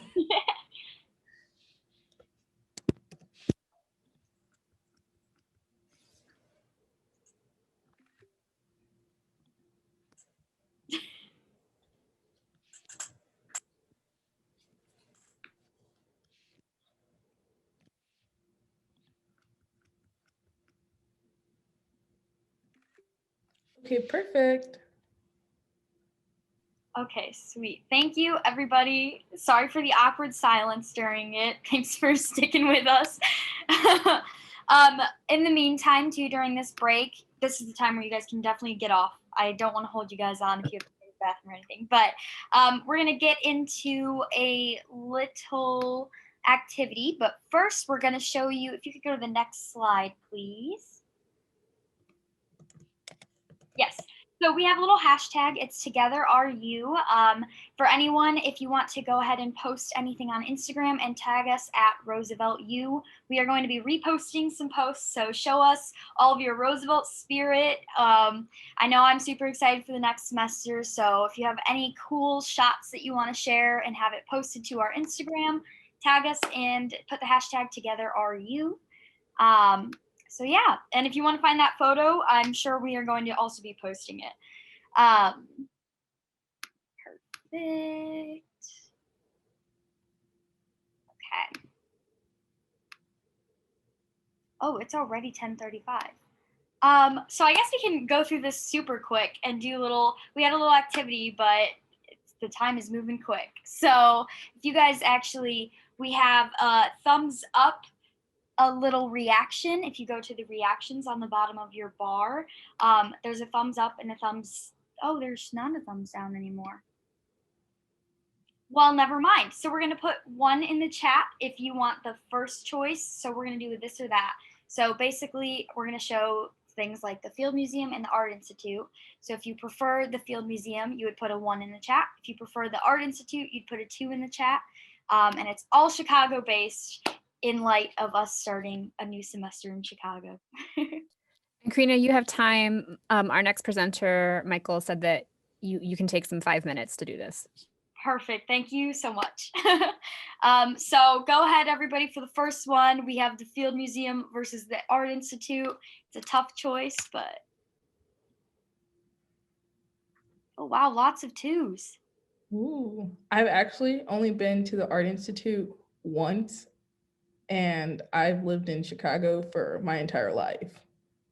But apparently you get a discount for being a student. So when COVID's over, that's the place to go. Wow, a lot of 2s. Why does anyone want to explain why they love the Art Institute so much? I'm a Field Museum girl personally, because I love Sue. I know, I chose a picture of Sue purposefully because I was like, everyone's gonna like Sue. Art Institute. Vanessa, I saw you put Art Institute, right? Yeah. I just, personal preference. I don't know. Nice. Okay. And then for the next one, the Chicago style pizza or New York? Yeah. Yeah. 0? What's up with the 0? Is there another style we're missing? Not a pizza fan? cauliflower. Oh, both is a good option. Okay. Does anyone have any strong opinions on Chicago versus New York style pizza that they're dying to share? Madison. Do you like New York style over Chicago? I do. Where I think they're easier? both really good, but New York style pizza is probably my favorite. I feel like it's also easier to eat. It's a lot cleaner. That's a good point. The one time I went to New York, the only pizza I saw was like the thin crust. So do they even like have deep dish there in New York? Is that Probably like, not like a popular thing?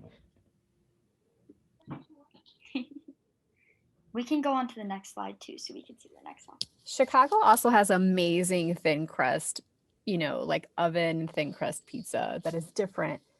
And so it's all about the cut, right? Like New York pizza thin crust is cut by the pie slice, similar to our, deep dish or our stuffed pizza. However, the thin crust Chicago style pizza, I'll share my thoughts, has the squares. And so you don't waste pizza. There's smaller bites. It feels like you can feed more people. That's why I personally like the cut of how we do Chicago thin crust pizza over the New York style. But I'm just putting it out there just for fun, since nobody else wants to chime in. That's a very interesting point. I now appreciate Chicago thin crust pizza, so thank you. Okay, so now 1 or 2 for walk by Lake Michigan or walk through Grant Park.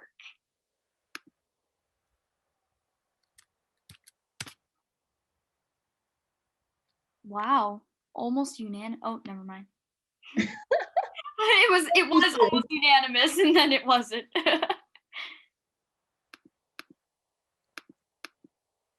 I originally thought that Grant Park was the same thing as Millennium Park. No, they're two different things.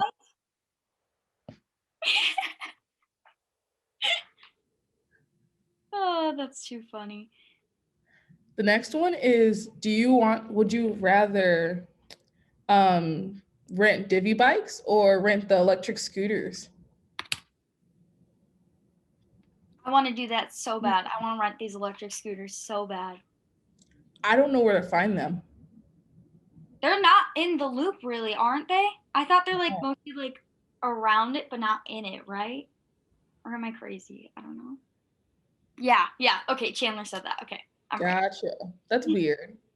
If you come bikes everywhere, outside, then you can. By me, there's a bunch. So, Jayla. Actually, you can do the bike ride for like $3. I heard that it's really cheap. The motors shut off when you get in the loop. Oh, really? Wow. Well, you can't do that if you guys are in the loop then. Go outside of it. And we can go to the next slide. Okay. Bus or train?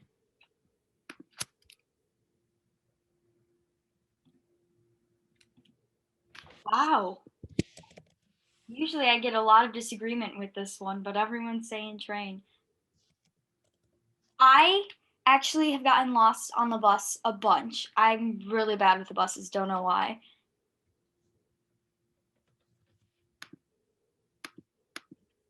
Does anyone have a preferred line on the train? No. Brown's good. Orange, I also like orange. See, yeah. I also like the pink. Don't know why, but I do. And lastly, we're going to do the Maggie Daley Park versus Millennium Park.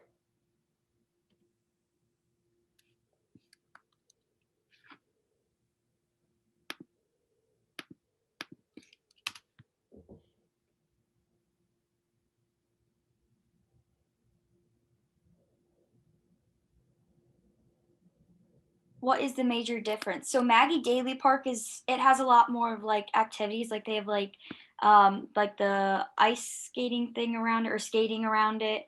They have a rock climbing wall, a park, like an actual playground, and they have mini golf. And then Millennium Park is more like the bean and the stage and all that kind of stuff. Hey, in the summer, it's not just ice, it's roller skating and like a skate park there too.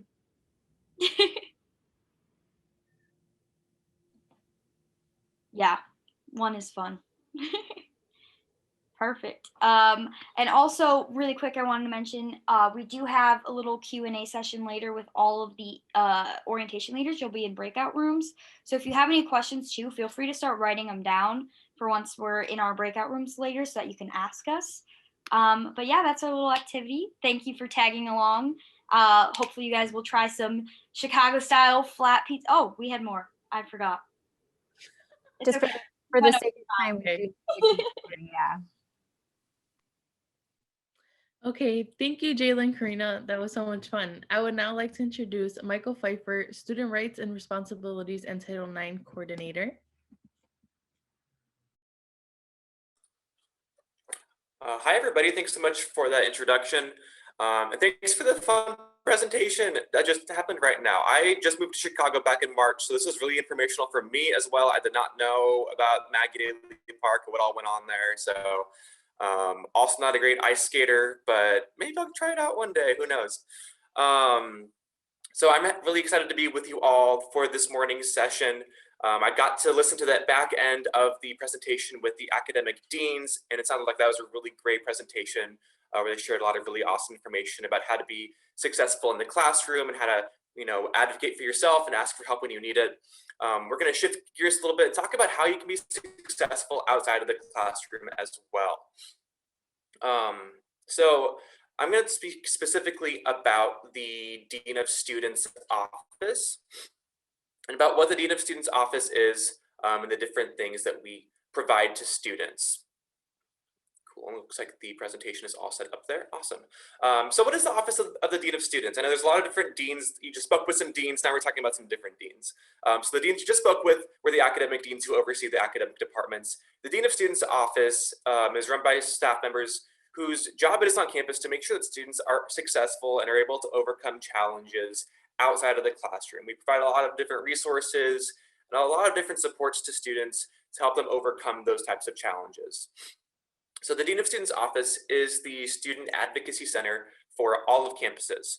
We assist students in resolving different conflicts and concerns that can come up inside and outside of the classroom.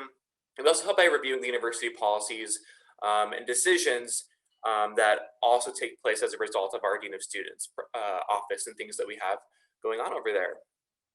The Dean of Students office is also the starting point to address any types of crisis situations. Oops, I think we skipped ahead of a slide, so if we could go back to that previous slide.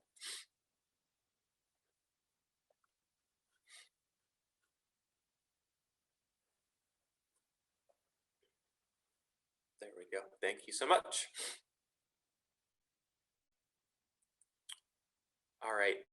Yeah, so we hope to address any types of crisis situations that may come up throughout the school year.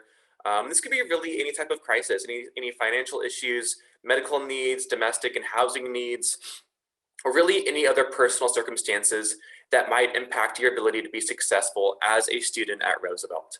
I know there's a lot of new challenges that have come up as a result of the pandemic, and we've been able to help students really navigate those challenges and have a very dedicated staff who are able to support those students overcome those challenges and find some solutions to help resolve those challenges. We also ensure a timely and appropriate response in the face of many different forms of crisis, trauma, or other types of conflict experienced by students. Our goal really is to help students be successful and to overcome any challenges that they might be facing. All right, so next we're going to talk about what are some of these resources that we do provide. So housed in our Dean of Students office is our Homelessness and Food Insecurity Task Force, or HFI for short. So this provides a lot of help and assistance to students who may be experiencing a time of homelessness or a time of food insecurity. So we do have emergency housing available on students or on campus for anybody who may be experiencing a time of homelessness to help them have a place to stay throughout the school year, to make sure that that is a barrier that we're able to help remove, and to make sure that everyone who's a student at Roosevelt has a place to be and a place to stay. We also have a food and toiletry pantry that's located in the Wabash building. And this is for students who need assistance in supplemental nutrition, or might not have access to a meal plan, or might not have the access to feed themselves. You can access the food pantry through our through email there by emailing hfi@roosevelt.edu. It is by appointment only, so you will need to contact them in order to set up an appointment. We also have a career closet that's located in the Wabash building. This is an opportunity to borrow some clothes from the university if you have an upcoming interview for an internship or a job, to make sure that you are feeling as professional on the outside and prepared on the outside as you do on the inside. So that is really our goal to help support students with that. And one last resource that we don't have listed up on there, but it's a new resource that I wanted to touch on, is our laptop loaner program. This is an opportunity of students, especially now that a lot of classes are virtual, to be able to rent a laptop from the university for a period of time, to make sure that you have the technology that you need as well in order to be successful within your classes. Go to the next slide, please. All right. So within our Dean of Students office is housed our Office of Student Rights and Responsibilities. That's the office that I help oversee as a staff member in that office. And I serve as the student ombudsperson for the university, along with a few other folks at the university. So if you're not familiar with what an ombudsperson is, that's somebody who helps to assist in the resolution of grievances brought forward by students. And we help to investigate what exactly is going on that has led to these issues coming forward. And our job is really to protect the rights and responsibilities of everybody involved. This is for folks who feel like they have an issue that hasn't been able to be resolved, and they feel like they're getting the runaround, or they need more information from the university about specific policies or procedures, or if they feel like they've been treated unfairly by any individuals at the university. So we do have a student grievance form that you can fill out that comes directly to our office. So we basically review that, do some investigating, do some digging around to see what exactly is the issue here and how can we help resolve the issue that has been brought forward to us.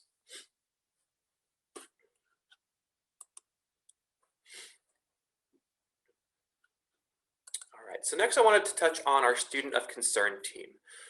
So as we know, a lot of things can happen outside of the classroom that can cause an added challenge or added difficulty to students' lives. So we do have staff from across the Dean of Students office and across our division and really across the university who all come together on our Student of Concern team.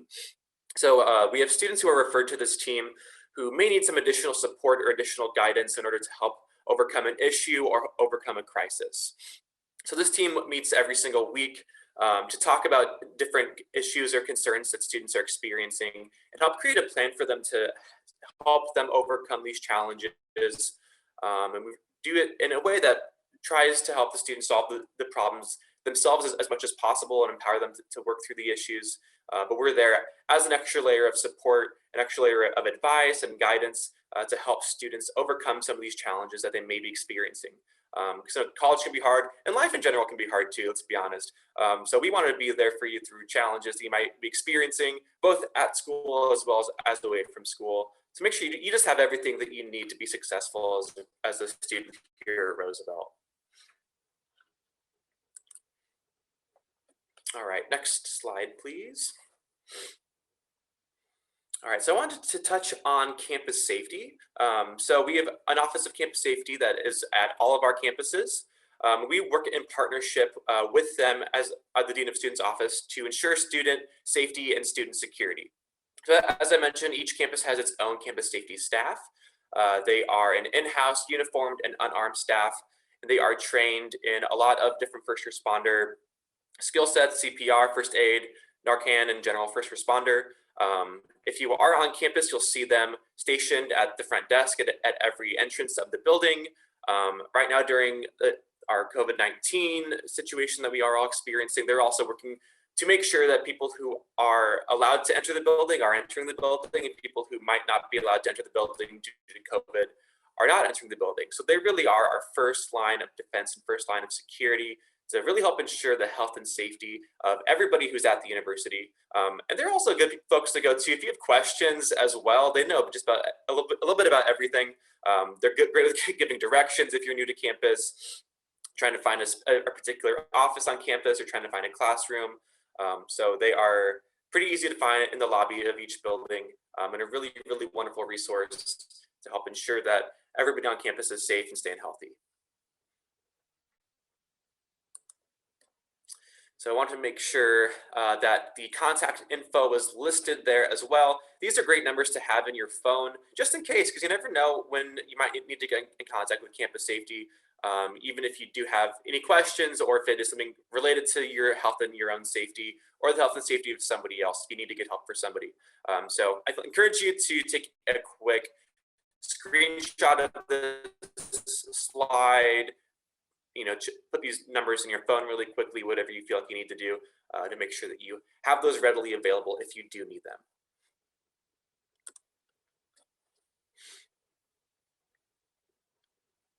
All right, so next up, I wanted to touch on Title IX and what that exactly looks like and means at Roosevelt. So the Title IX office is also housed within our Dean of Students office. One of the other roles that I have at the university is I serve as the university's Title IX coordinator, so I help oversee this office and the ins and outs of Title IX. So what Title IX is, it is a federal regulation that ensures that students cannot be discriminated against on the basis of sex. And what this does, it provides guidelines and regulations regarding any instances of sexual misconduct on campus. And it also provides us guidelines and regulations for how we should, as a university, should be responding to those matters. So we have a separate video that was created that goes into a little bit more detail about what exactly these guidelines are, how do we define sexual misconduct, and all of those things. But one thing I also wanted to mention about our Title IX office is that along with making sure that these regulations are followed and that we're investigating situations, we also do provide a lot of different types of resource and support for anybody at the university who has experienced an act of sexual misconduct or an act of sexual violence, as privately as we can, to make sure that they are receiving the support and the resources that they need to feel like they can be successful at the university still, because it can be a very traumatic experience, and we recognize that, and we want to make sure that we're doing everything that we can to make sure those students or staff feel that they have what they need to be successful at the university.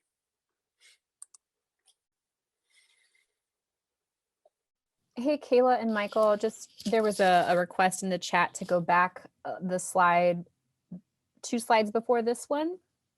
I think to take the screenshot perhaps. And Kayla, you can actually just press your arrow instead of going in and out when it's in present mode, I think. I think it was this slide. So I think a student was trying to take the screenshot. Peter, if you can just let us know when you're good, then we can move forward. I'm good, thank you. You're welcome. Wonderful. Okay. All right, so yeah, I think oops, sorry, Kayla, can you go back a few slides, please? Yeah, sure. I think to the one that's Title IX resources. There we go. Here. Perfect. One more, that one.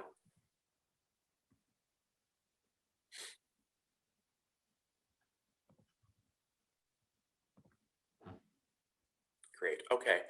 So a few other things about our Title IX office and the different resources that we provide.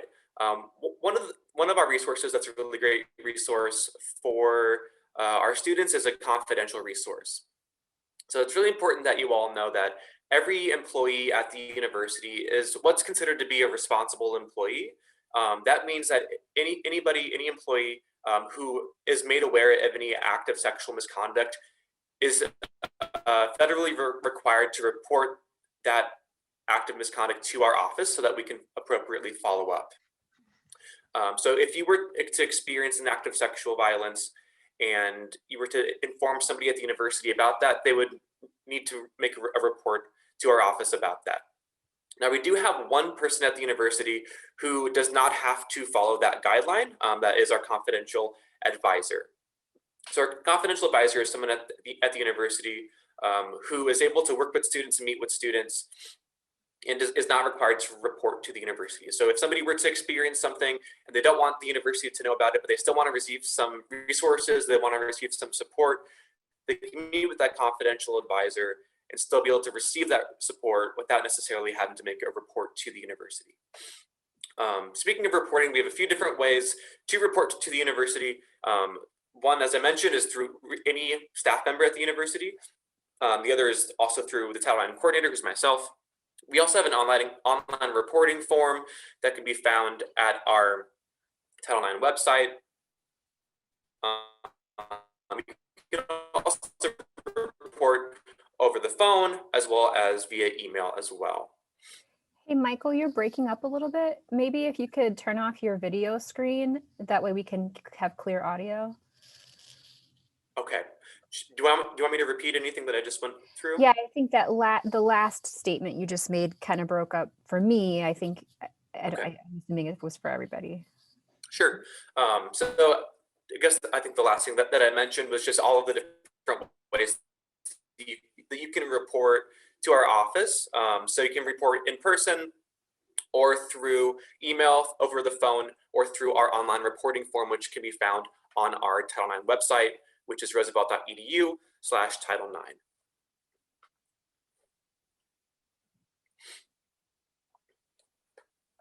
All right, so another office that's housed within our Dean of Students office, we've got a few different sub-offices within the Dean of Students, is the Office of Student Rights and Responsibilities. So this is the office that oversees student grievances. We also do conflict coaching and conflict management. So if you're experiencing a personal conflict and you're not quite sure how to go about addressing it, we're able to work with you on kind of developing some skills or developing some plans to work through those conflicts. We also oversee the Student Code of Conduct and are the office responsible for enforcing the Student Code of Conduct, as well as educating students on what the Student Code of Conduct is. All right, you can go to the next slide, please. All right, so this is the Office of Student Rights and Student Responsibilities. So I wanted to talk about what the student rights are first. So first is that you have the right to self-advocacy. Most students don't know what they can advocate for and what they think is right and fair, but you do have the right to be able to do that. So if you feel like you are not getting a fair shake on something, reach out to our office and we can help you address that.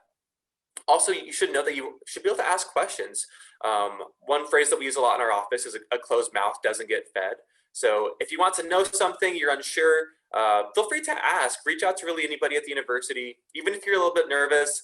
The only dumb question is the one that's not asked. So we want to make sure that you have all of your questions answered, all of your questions addressed. So always ask. You have the right to express if you're upset or discontent with something. Although it might not be intended, you might have a type of negative experience while at Roosevelt. Hopefully you don't, but we know that things happen.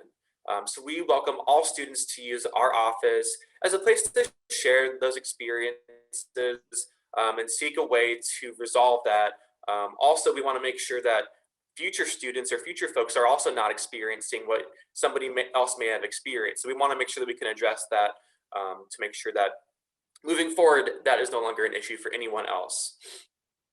We also encourage you to utilize your resources.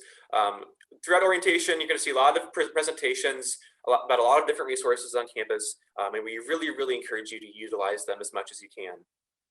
And then lastly, it's important to know that through FERPA, which is another federal regulation, that we do maintain privacy regarding any sensitive student information, and those are not communicated with parents or guardians unless you otherwise request. This has to do with any student conduct situations as well as your academic information as well. That is private information that can be accessed by only students unless you give your consent to have somebody else be able to view that information.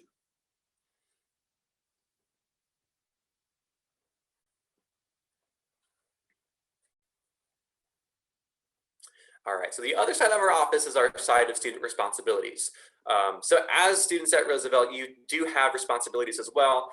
These are expectations that we expect all of our students to understand and to abide by. So the first is to abide by the university policies. So as we mentioned earlier, we create policies to make sure that we are ensuring the safety and security of everyone at the Roosevelt community. And as such, you're expected to know and understand all of those university policies. All those policies can be found in our student handbook.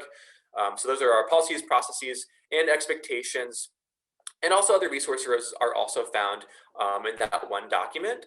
And that can be accessed through our Dean of Students website as well. If you're curious to look it up, I do encourage everybody, especially new students, to at least get familiar with the handbook. You don't have to read it cover to cover unless you're trying to fall asleep at night. But I do encourage you to check it out and at least become a little bit familiar with what all is in there. We really also encourage you to check your RU email account daily, several times a day, honestly, especially with a lot of things being virtual right now. So this is the formal way that faculty and staff will communicate with you. And it really is in your best interest to check it regularly.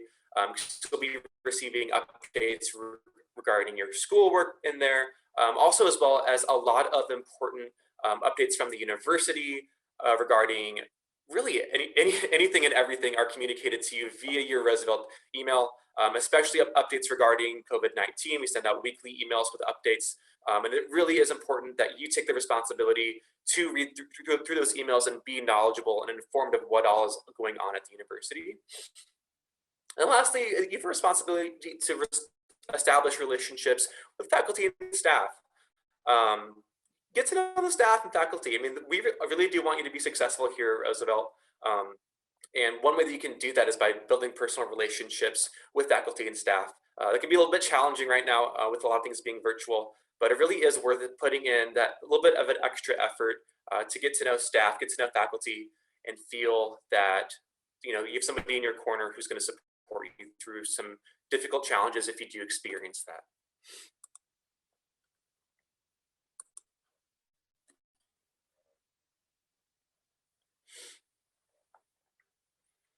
All right, so some important policies to be aware of as a student at Roosevelt. First is our campus access policy. So all students must have the Roosevelt student ID on them in order to enter campus. You'll have to swipe into the buildings when you enter campus. So it's important that you have that ID on you at all times.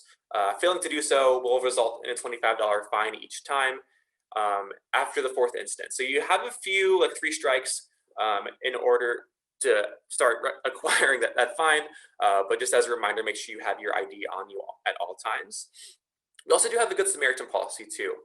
So this enables and empowers students to call for help, to call for assistance, and to intervene in a situation if there is an alcohol or drug overdose or misuse, or in any instances of sexual assault, sexual harassment, that otherwise you might be a little bit hesitant to ask for help.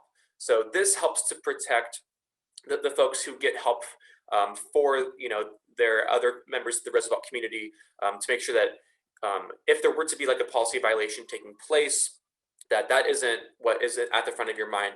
At the front of your mind should be getting help for somebody else. And then lastly is our student organization code. So all student organizations must adhere to the student org handbook and the student organizational code of conduct. So if you do choose to join a student organization, and we highly, highly encourage you to, all student organizations must also abide by our student handbook and the organizational code of conduct.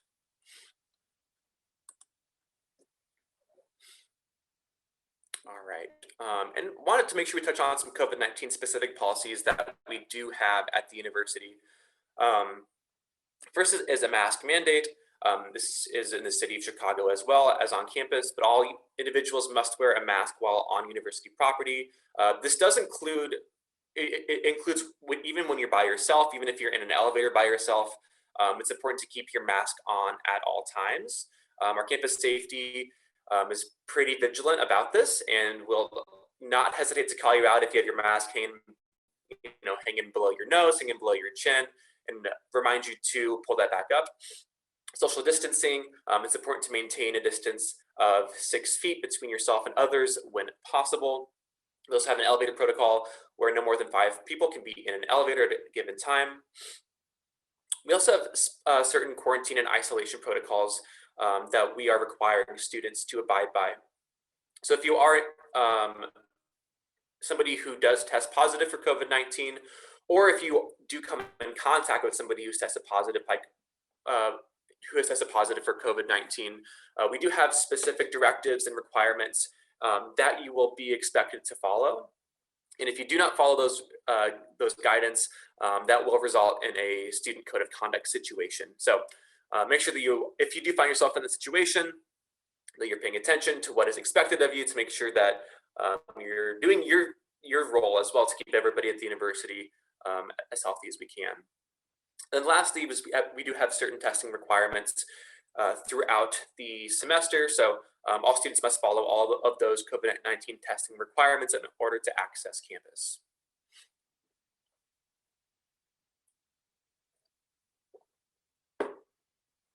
So a little bit more about the Office of Student Rights and Responsibilities. We are the office who is responsible for upholding our student code of conduct and holding students responsible and holding students accountable to that code of conduct. So any student found in potential violation of this code may go through the student misconduct process, which I'm going to talk a little bit about that in just a moment. So the student misconduct process plays a supportive role in the development of responsible student behavior and responsible decision making. Our main goal of this process is for it to be educational and to be reflective, and it does not look like a court proceeding. It's not supposed to be like that. It's not supposed to be as serious as that. And it really isn't supposed to be punitive either. Like we don't really have fines associated with things. Our goal really is to sit down with students and have an honest and frank conversation about what exactly happened in the situation. Was there a policy violation that took place? If there was, how can we work with you to make sure that this doesn't happen again? And how can we work with you to have you reflect on this and grow from this experience to make sure that you don't find yourself in a situation where there's another policy violation that takes place.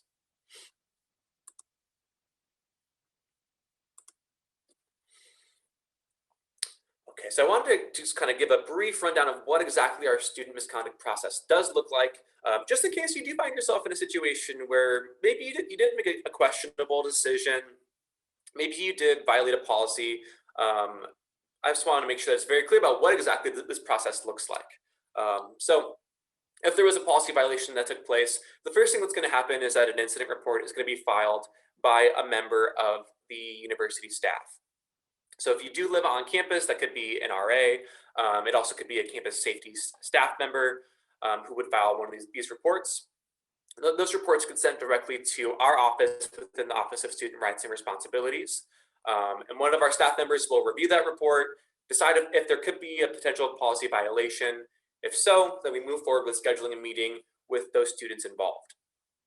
At that initial meeting, the students have the opportunity to learn about the student conduct process and also learn about their student rights that they have as a part of our process. They do have specific due process rights to make sure that they are getting a fair shake within the process, that they have a chance to share their side of the story and to really make sure that the process is as equitable as it can be. After that initial hearing, there is the formal misconduct hearing that takes place. And that's really a chance to kind of sit down and talk about what exactly happened. The hearing officer might ask some questions. You might have some questions of your own to ask. It's really the student's opportunity to share from their perspective what happened in this situation. After that hearing takes place, the student hearing officer will find that student either responsible or not responsible for the situation.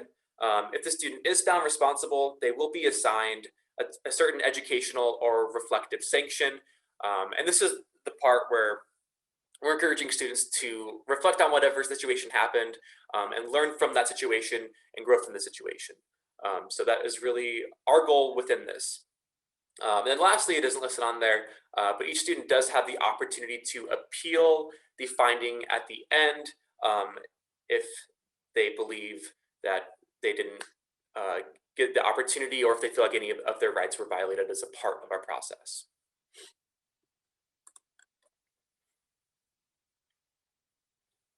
Okay, so I'm assuming folks probably have not yet reviewed our student code of conduct. I'd be very proud if you have, pat on your back if you have done that.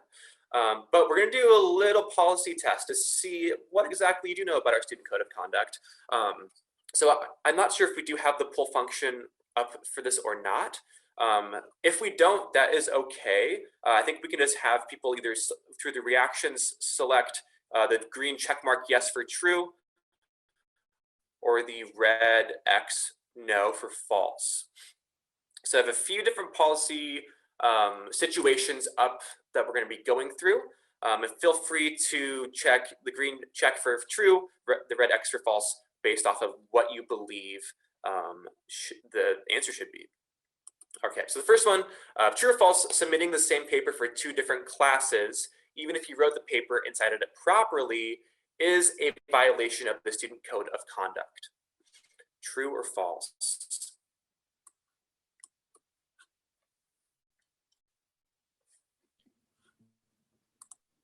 I'm not sure if they see the yes or no, so do you want them to just put it in the chat?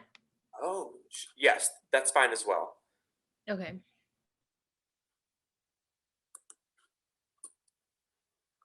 Sorry, I just posted it right now.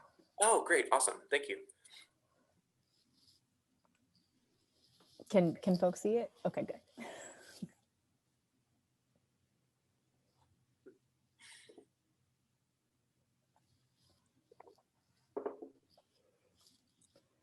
I'm gonna go ahead and end it. Okay. Or when you're ready, just tell me. I think I'm able to end it as well, so I think I can end it too. Okay. All right, so almost unanimously, folks responded with true, and that is the correct response. It is a violation of our academic integrity policy to submit the same paper for 2 different courses. For each and every assignment, it needs to be an original work that you have written, and that needs to be the case for every single assignment that you are asked to complete. All right, so we'll go on to the next situation. All right, so you are in violation of the student code of conduct by attending a party in Oak Park where underage drinking is present and photographs are posted on social media. True or false?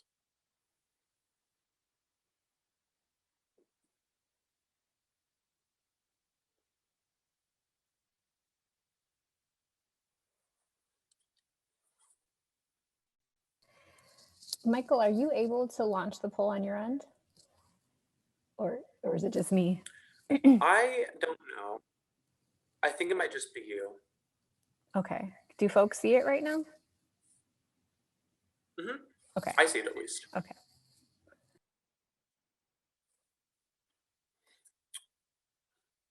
Okay, so we'll go ahead and end this as well.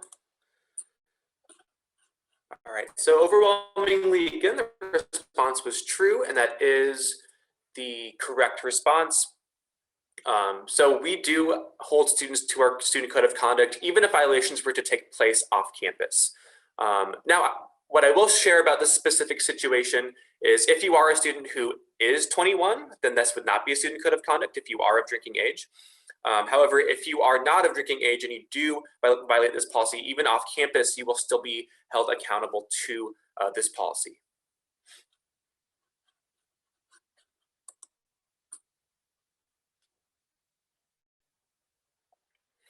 Okay, so the next situation, I see an advertisement for an event discussing politics containing the slogan, "Make America Great Again," and decided to cross it out and write, "America is already great."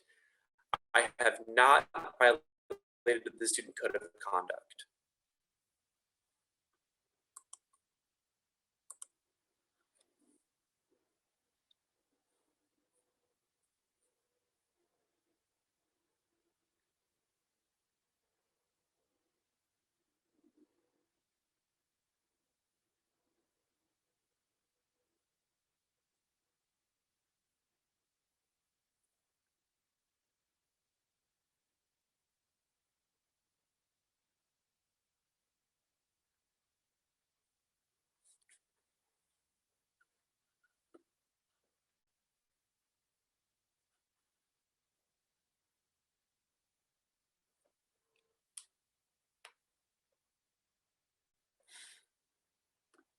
All right, we'll give like 10 more seconds to submit your vote.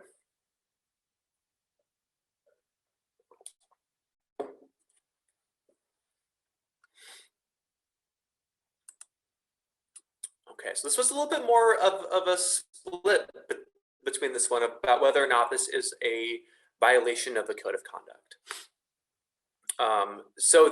In this situation, the correct answer would be false. I guess it was kind of written a little oddly. It would be false that you have not violated the code of conduct because this would be a student code of conduct violation. Even if you do disagree with this statement on the flyer, crossing it out is an act of vandalism, and vandalism is under our student code of conduct. So I think it's really important to note that even if you disagree with a particular sentiment, or if it goes against your own personal beliefs, that you still have to, respond in a respectful manner in order to share your disagreement and make sure that you're not vandalizing anything on campus.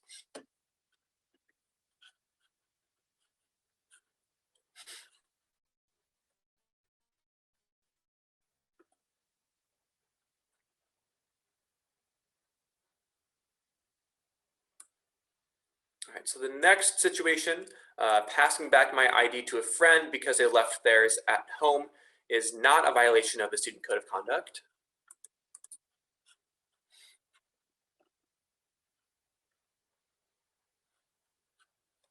There we go. I think the poll is up now.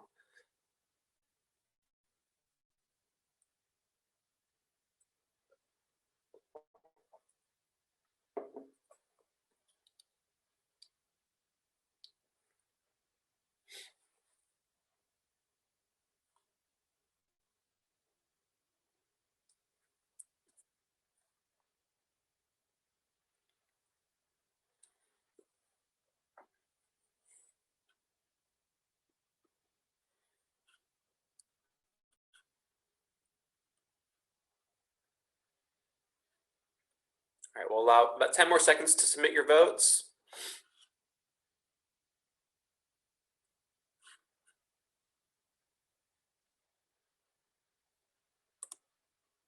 All right, so a little bit of a split on this one as well. The correct answer is false.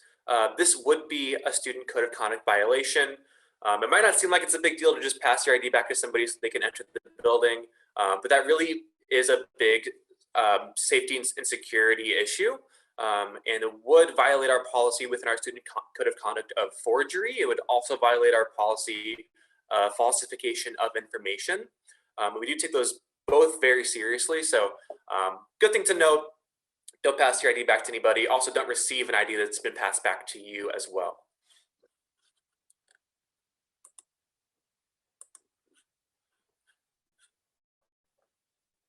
All right, and then our last situation here, 4 women are in a room and one of the women smokes marijuana in and outside of the suite. The other 3 women are annoyed with the smell, ask her to stop, and never report the information. Only one woman smoking the marijuana is in violation. True or false?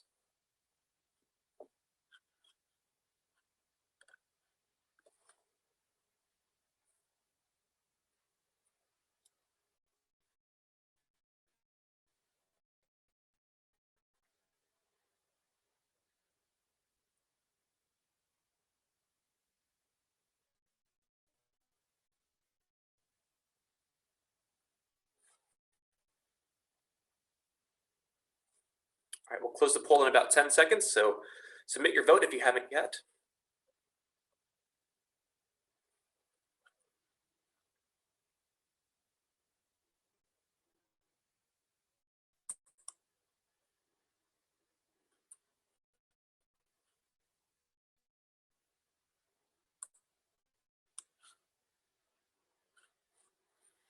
As well is also false. All 4 women would be violating the student code of conduct. Obviously, the person who's smoking would be in violation of the policy, but it is also a violation to be aware of a policy violation that's taking place and to not report it. So we do hold students accountable to that. So if you are aware of a policy violation that's taking place on campus, or if you witness anything, you are expected to report the violation to a university staff member. Okay, so those were all of the policy review questions. Thanks for playing along with that activity. And if we go to the last slide here, this just lists our contact information. So if you do want to get in contact with our office, here is how you're able to do so. We are located in the auditorium building, room 204. What I will share right now is that most of our office is working remotely. So if you do go in person, more often than not, the office will not be staffed, but you are able to access us via email and via phone as well. And I want to make sure that we list the folks who do work within this office. So Jamar Orr is our Vice President for Student Affairs and Dean of Students. Hilda Rojas Duarte is our Assistant Dean for Student Affairs and Director of Residence Life. And then last but not least is me. So we do, I think, have a few minutes left. If there are any questions, I know that there are a few things that were put in the chat throughout the presentation, but if there are any other questions or anything else that I could address or clarify, I'd be happy to do that.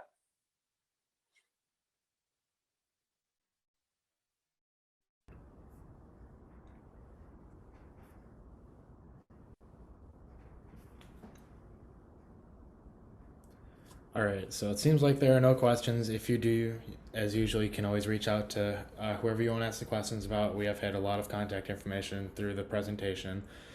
But anyway, thank you, Michael, for all the information to keep us safe and everything that we need to know about, staying up to date and taking care of ourselves.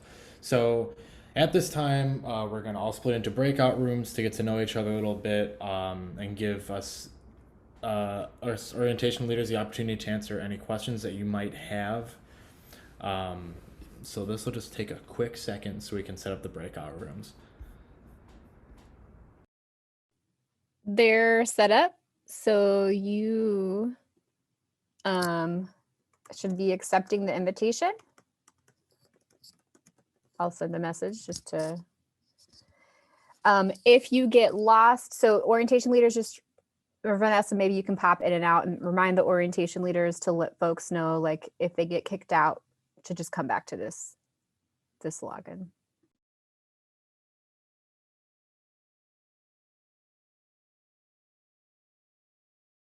But I actually might need to push you in and out of the rooms, right, Vanessa? Okay.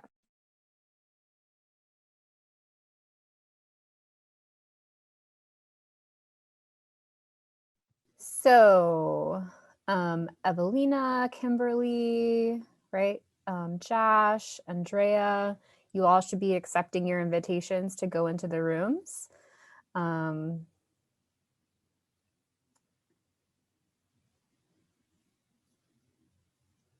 Vanessa, you're muted.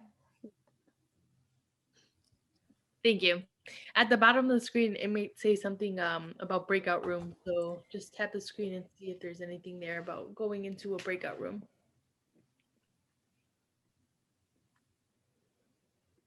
They might have stepped away from their computer, possibly.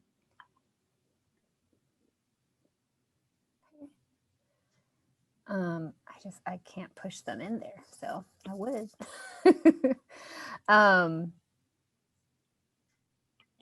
I think it's Kimberly, right? So the Kimberly, you should join at the bottom of the screen. It should have sent you a notification to go into the breakout room. So accept that to go into it. You're in breakout room number 2. Evelina and Josh, you also are in breakout room. You're both in breakout room number 3. So those are the 3 people we're waiting for just to get into your session. And for those who are watching at home, Vanessa, right? Because we can't record the session, the breakout room. Actually, I'm going to try to jump into a breakout room and see if I can record in there a little bit. Okay. Okay. Okay. You all should be fine here, and let me know if you need me to come back to move anybody over. Okay. Sounds good.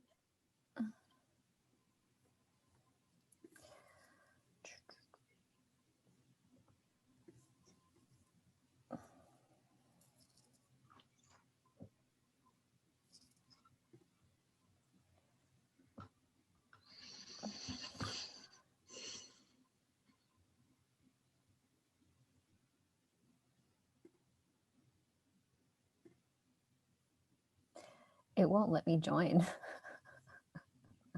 For some reason, it's letting me join. Oh, it's letting me join now. Okay. I was like, come on, let me join. Okay. All right. Oh, Andrea. I wonder if she got kicked out.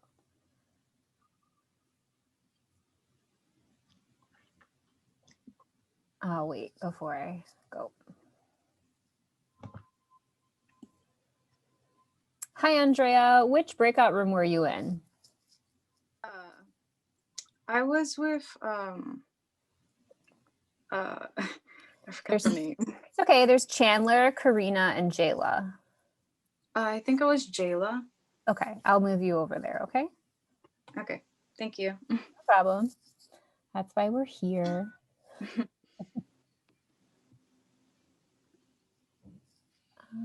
Put.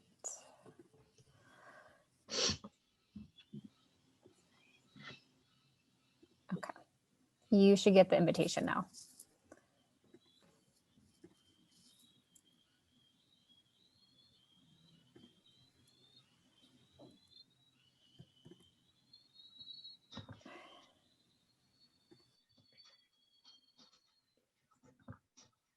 Should we pause the recording here? Oh, good idea. Well, I mean, we can just leave it. Can we cut it out? Yeah.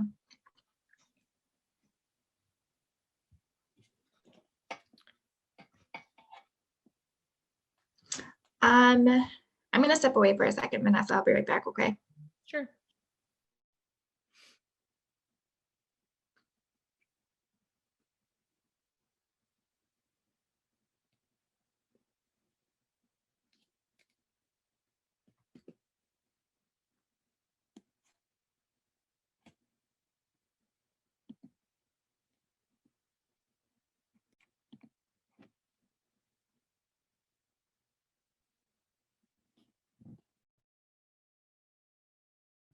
All right, so Vanessa, it won't record in the breakout rooms, it will only record here. So if we can just go over a few of the talking points that we know they're discussing in the breakout rooms for folks who are watching at home later, like where to get your ID, like a few of those pieces, just information resources that we are discussing in that. If you can go over some of that, that would be awesome. Yeah, IDs, they can be found on the 1M floor of Wabash. You can go into the registrar's office. You may have to set up an appointment, so you probably want to reach out to them first to see if they have any appointments available. But once you go in, you can take a picture for your ID. So make sure that if you are going for that specific purpose, make sure that you know that you're going to get your picture taken. And then also if you have a UPass, that is also where they will take the picture for the UPass. And the UPass may take a little bit longer to arrive just because they don't hand them out in person anymore, at least not when you first go get them. Emily, what else did you want me to cover? I think that's the only question I really saw about IDs. That was The self-assessment for COVID can be found in the Roosevelt app. So if you go to the App Store, you can download the Roosevelt University app. And when you download that, there should be something that comes up here. I can see if I can show you. But also, Kayla, if you show the screen from I can't even talk. Megan? From Jamar's presentation this morning, I think it has all the instructions in there, so we can re-show that. But yeah, if Vanessa, you can talk through that slide. The slide? Yeah. Well, you can show your screen, but also I think we can show the slide because it had the how to download and everything there as well. I think it's like his second or third slide. Yeah, there it's his third slide. This that one, right? Yeah. Yes. So you download the Roosevelt app, and when you download it, right away you will see the daily self-assessment. So you just click it out, click it to fill it out, and then it brings you to these questions and you answer yes or no, depending on what applies to you. And then if you are able to enter and you're cleared, you will get a green check mark. And if not, I think you will get an X. I'm not sure what it says, but that is what you show security when you are entering, just so that they can see that you're clear and all ready to go. If not, they will have either paper for you to fill out and it'll be the same questions, or they have another computer in the lobby to do that. But it's a lot easier if you just do it this way and you're able to just show them right away. Megan, I see that your hand is raised. Do you have a question? Hello?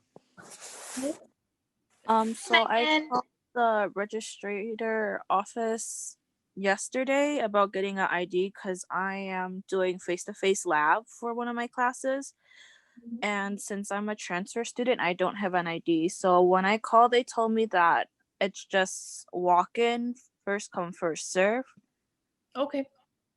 Have you gone yet then to get it? No, I'm going today after this. Oh, okay. Yeah, Do you know what floor it's on? I don't know. It's on the Wabash building. It's on 1M. So when you go there, you turn to the right when you get out of the elevators, you turn to the right, and then you go straight down and you will see it's called the registrar's office, and you just enter and let them know that you want to get your ID. And then you said there's a photo. Is that with a mask on then? I believe they let you take it off just because there will be a distance between you and the person taking it, and there shouldn't be any other people in the office where they take it. And then I had a question about the COVID testing with the medical office. Mm-hmm. So Emily, I think if you want to answer that, I'm not sure about. Yeah. Do you mean with the service that we provide, or with your own physician that you're seeking out? the one that you guys provide, because I know to go into the building you need to have like weekly clearance or something like that. It's not weekly. So basically you have to get a COVID negative test. So if you've never been COVID positive before, you would need to get a COVID negative test to get that onto your account. Do you live on campus, or do you have classes on campus? I'm a commuter, but I have an in-person lab. Okay. Yeah. Yeah. So then it's interesting because it's different for residential versus commuter, right? Because the residents live on campus. So in order to move in, they have to get a COVID negative test. So you would just need to bring a COVID negative test. So there's a few things you could do. So we do have a testing site, but the testing site that we recommend to students is specifically for residents or for personnel that work on campus, like campus security daily, to get tested. But you can actually set up through the CARE, the program. You can call to see like if there's a site that near you to get tested. There's also a lot of free testing sites in Chicago. So I'm assuming you're in the Chicagoland area, right? Yes. If you don't mind, I mean, I could tell you, I know a few free testing sites that I've gone to myself, right, to get the test. You have to take a PCR test. It cannot be a rapid test. And so that is the difference of the, to know, right, when you're getting this COVID test, it has to be a PCR, I think it's a PSR, right? Not PCR, or it's PCR. I get all the acronyms messed up. But you do have to get that test in order to be able to come onto campus. But it is, my understanding is it's something that you coordinate on your own, but you can go to free testing sites. Just know in Chicago, when you go to those free testing sites, it could take up to 5 days or 7. And the challenge with some of the free testing sites is that they don't give a paper documentation. Not all of them do. So you have to call to make sure, because we do need a paper documentation.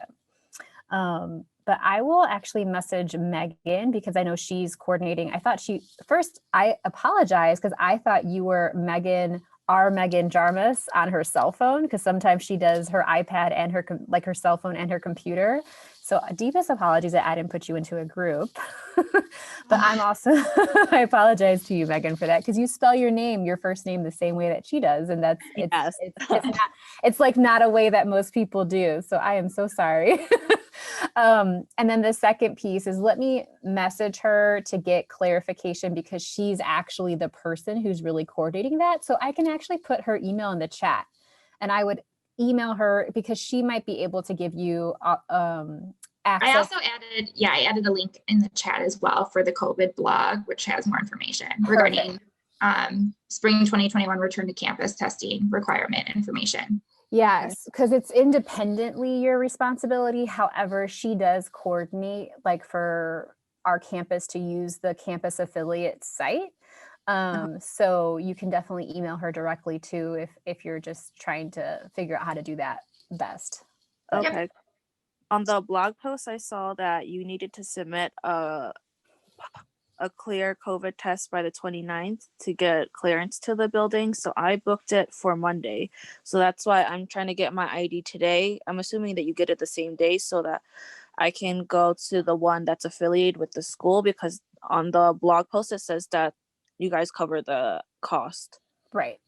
Yeah. And that's why I haven't read the blog. I know our policies for last semester there were random selected students, right, that would get asked to go get tested, or students who were positive who lived on campus, or when they became a contact that we provided testing for free. So I haven't read the updated policy, so my deepest apologies, but it sounds like Kayla has a little bit. But definitely Megan's email is in the chat. I'm actually going to see if she's able to jump back in really quickly too, because I think that would be helpful, because I thought she was still on. Okay. Maybe she's not, but yeah. Okay. Cool. Good question. Looks like Karina has a question in her breakout room regarding the same thing as well.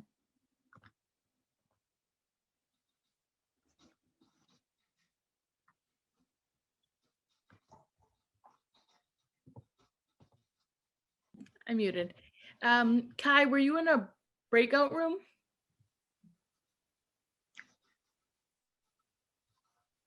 Because I know he came back, but I don't know if he was in a breakout room.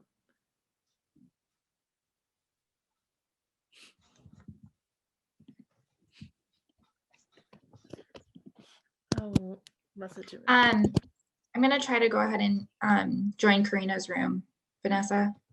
Okay. I'll be back. Sounds good.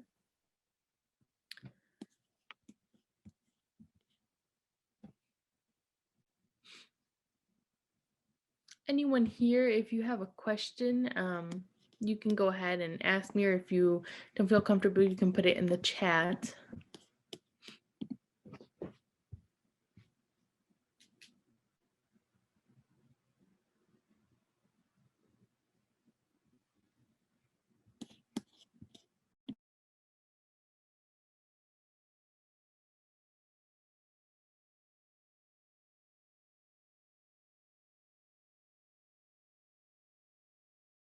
And I'm just calling Megan, just so you know. That's why I'm off real fast. But if you can go over, Vanessa, I think maybe the login for Blackboard. I think I saw some questions in the chat about that as well. So you can share your screen and kind of go through that. Hopefully that will be helpful as well. I think there were questions about how to find your advisor's information and all of that. So it'd be helpful for folks who are watching later on for this. Sure. Let me share my screen. And if Megan or Jamar jump in while I'm away, let me know. Sure. Okay, so here on the Roosevelt website, if you hit menu and hit current students, this is where you'll see a lot of the resources that are offered for you. So you have under academics registration and classes, so you can hit that to register for classes. We have other stuff here like the honors program. I know there were some questions in the chat about honors. And then also McNair Scholars. So if you're thinking of going into grad school and possibly getting a PhD or just continuing in grad school, they are very helpful. I'm actually a McNair Scholar and they've helped me so far with my transitions and getting prepared for grad school. And they also let you do research, so that's very cool. So if you have questions about that, you can ask me. We do have support services here, so advising, you can click here and you will go to the academic advising office and information on who you can contact. Let's go back. Okay, we have career development too, and here you can see where all their information pretty much. They have an app called Handshake where it's just more about internships and stuff. If you want to go through, maybe like an interview and or like a mock interview, that's something that you can set up with them, or maybe even finding a job on campus. There's emergency housing and shower services, food and hygiene pantry. There's a lot of things here. Learning Commons, I am actually a peer mentor as well. So this is very helpful because they give you all the resources on who you can contact in case you need help if you want to be set up with a peer mentor. And here are some of just like what we do. So peer tutoring, library resources.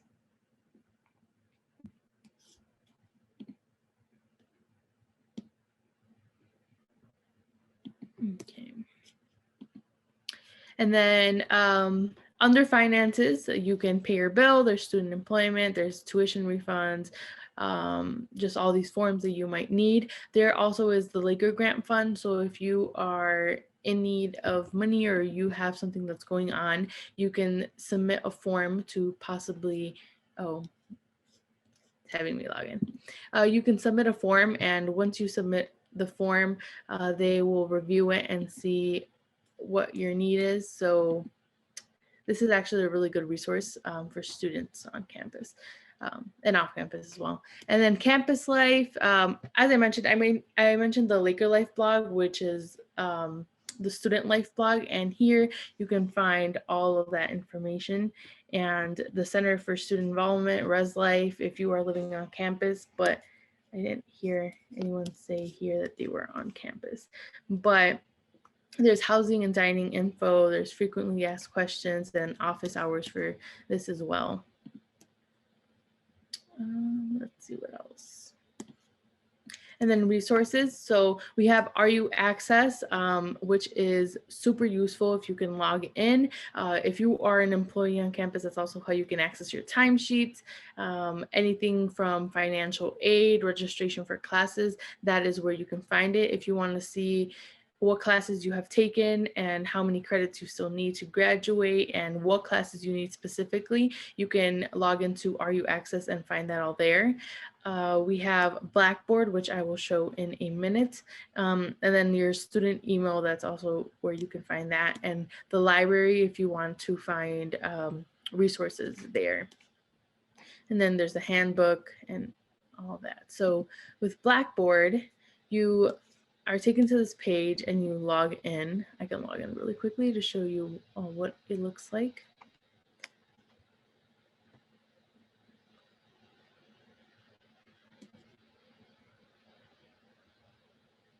So when you log in, this is what it will look like. You can hit RU courses and your courses will show up. So these are my courses for the spring, and starting Tuesday, all these will be blue and you can click on them.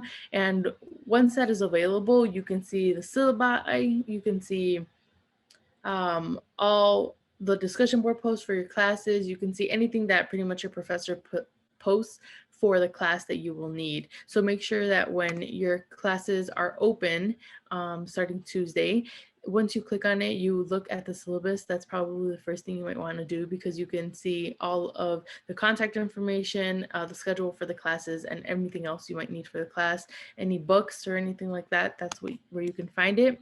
And then on the side, if you're part of any organizations, for example, I'm part of New Student Orientation, so I have links for that. And I also am a peer mentor, and I'm also a psych major. So these things have been added for me.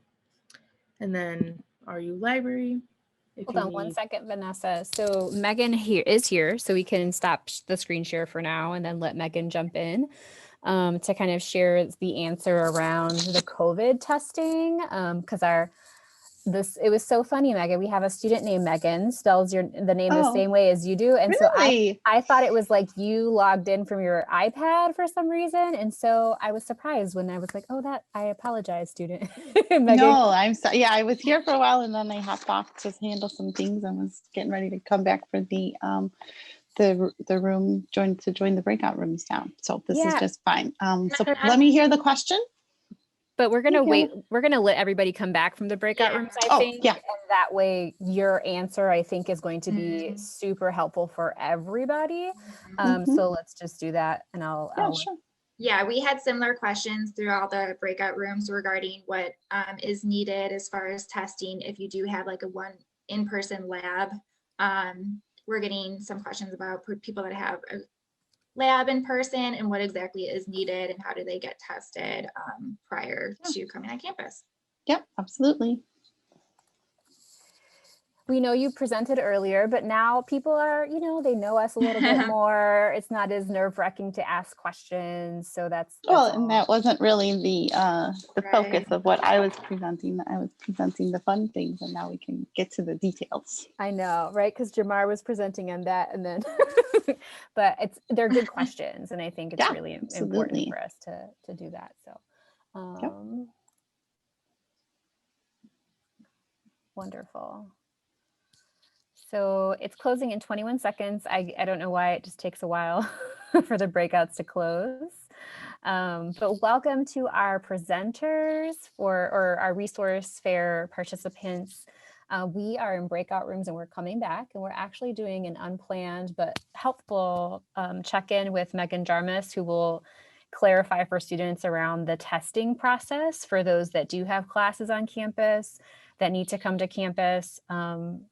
For like, what does the COVID testing process really look like? And Jamar did kind of overview it earlier today, but they have great questions. And so we just want to make sure we're giving them the right answers. Yeah, absolutely. Are you going to let them pose the questions, or do you want me to just kind of give an overview? I don't know if anybody who has access to share the screen wants to go to the COVID-19 blog. We can pull up the list of students that are having tests required to get tests as well. That might be helpful. Yeah. Excuse me. I just accidentally got out of my chat. I don't know how I was trying to get back into it.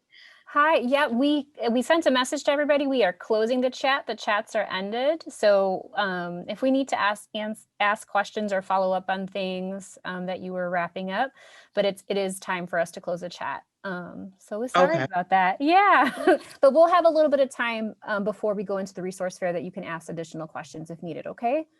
Okay. Thank you so much. You're welcome. Thank you for letting us know.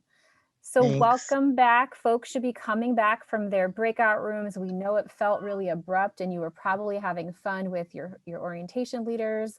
Finally had some FaceTime or time to get to know some folks. We have invited both Jamar Orr and Megan Jarmus to rejoin us because there seemed to be a lot of questions just about the COVID testing policy and process.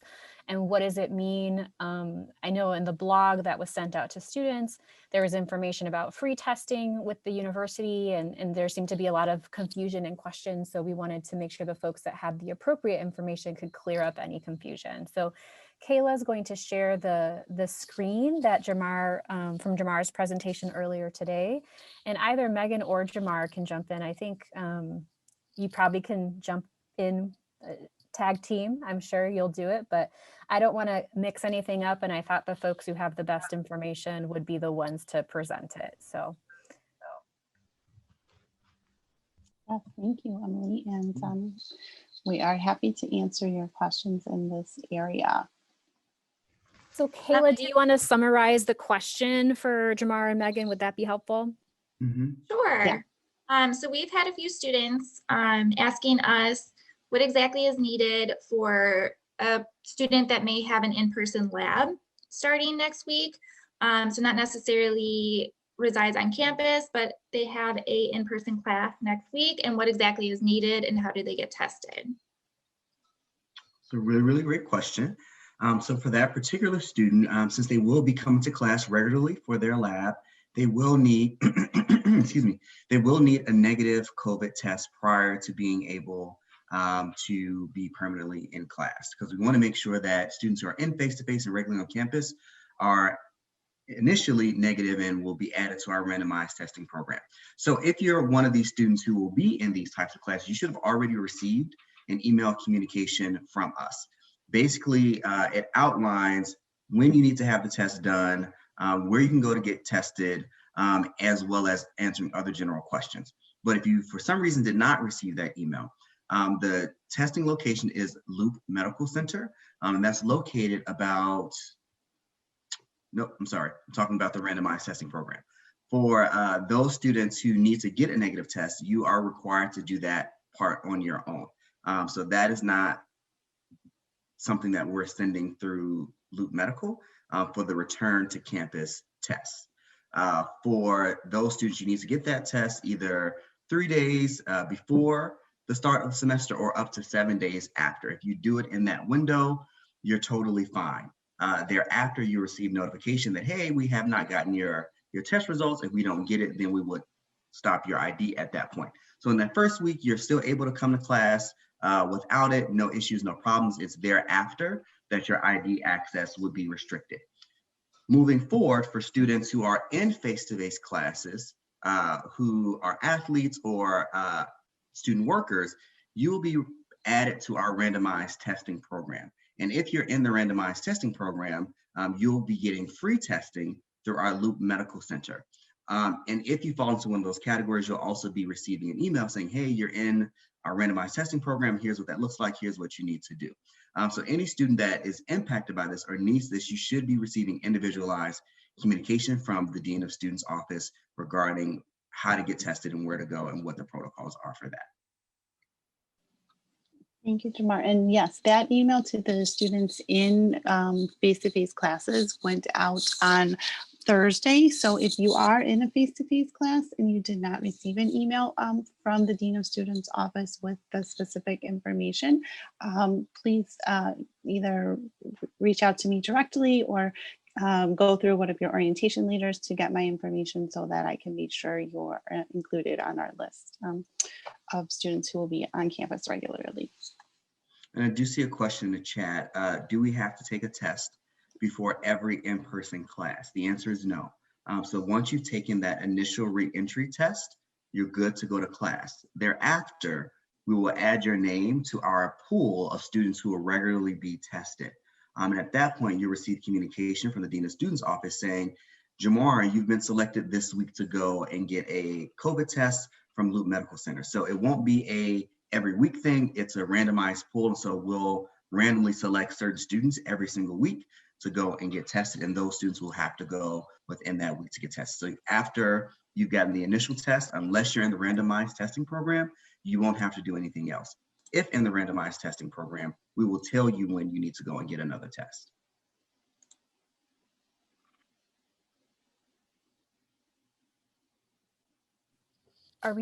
does that help? I know Megan, there was a question. Do you feel good? You have your answers now? I just want to make sure. Our student Megan, not our staff person Megan. Okay, great. And there was another question about IDs. And so our understanding, just to make it super transparent, is that you can get your ID. The office hours, it's really dropped by like as you come, especially for the Wabash campus, but for Schaumburg, I do believe it's just to check in and email their office, their one-stop office there. And anybody from Schaumburg, feel free to text or to chat myself or Kayla, and we will send you the information for the one-stop office there. But if you're not coming to campus for classes, you don't need your physical ID yet. Once students start coming back to classes in full, though, you will, right? And that's when those policies that Michael was mentioning about the IDs will start to really come into play. But for now, you can come and get your ID if you are in the Chicagoland area. Just make sure with the register that they're there so that you don't come and make the trip, right? And do it for naught, right? Because you don't want to come all the way down, say it's an hour trip to get to campus. We want to make sure that you're using your time wisely as well. So any additional questions in the chat for Jamar or Megan while we have them? I see one really quick question regarding testing on the various campuses that we have. It's a really great question. So the testing requirement is only in place for those students who are taking classes at the Chicago location. Testing is not required if you're at Schaumburg, Peoria, or Lake County. So that was a really, really good question. Then I also see a question from Peter, not about COVID, but a really good question nonetheless. Is Roosevelt going to be offering in-person classes soon? So it is important to know that we do currently have some face-to-face right now. Those are mainly for our lab courses, some of our science programs like in the College of Pharmacy, as well as our performing arts program, the Chicago College of Performing Arts. Those are the vast majority of classes that are face-to-face right now, but we are very excited to look forward to the fall and for the future in the hopes that vaccines are in ready supply and out and people are getting them and they're proving to be effective. Today, with all of that being present in place, we're planning for a more robust fall with more face-to-face courses. This, of course, is subject to change based on what's happening in the world with COVID, but that, excuse me, that is currently our plan for fall.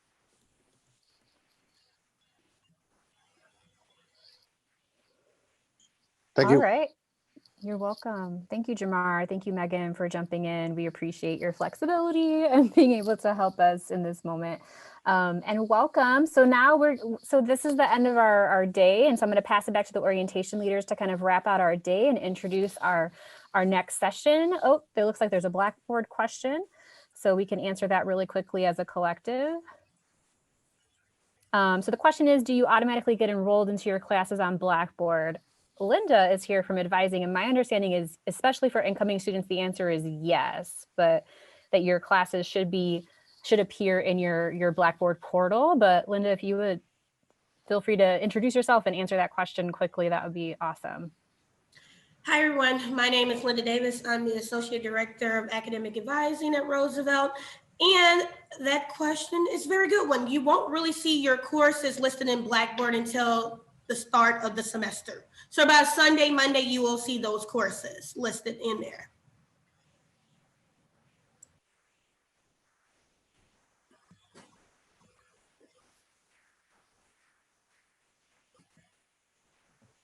Giving it back to our student leaders. And yes, for the Jayla, we're gonna keep in the main area the option for the video tour of academic campus of the Wabash campus.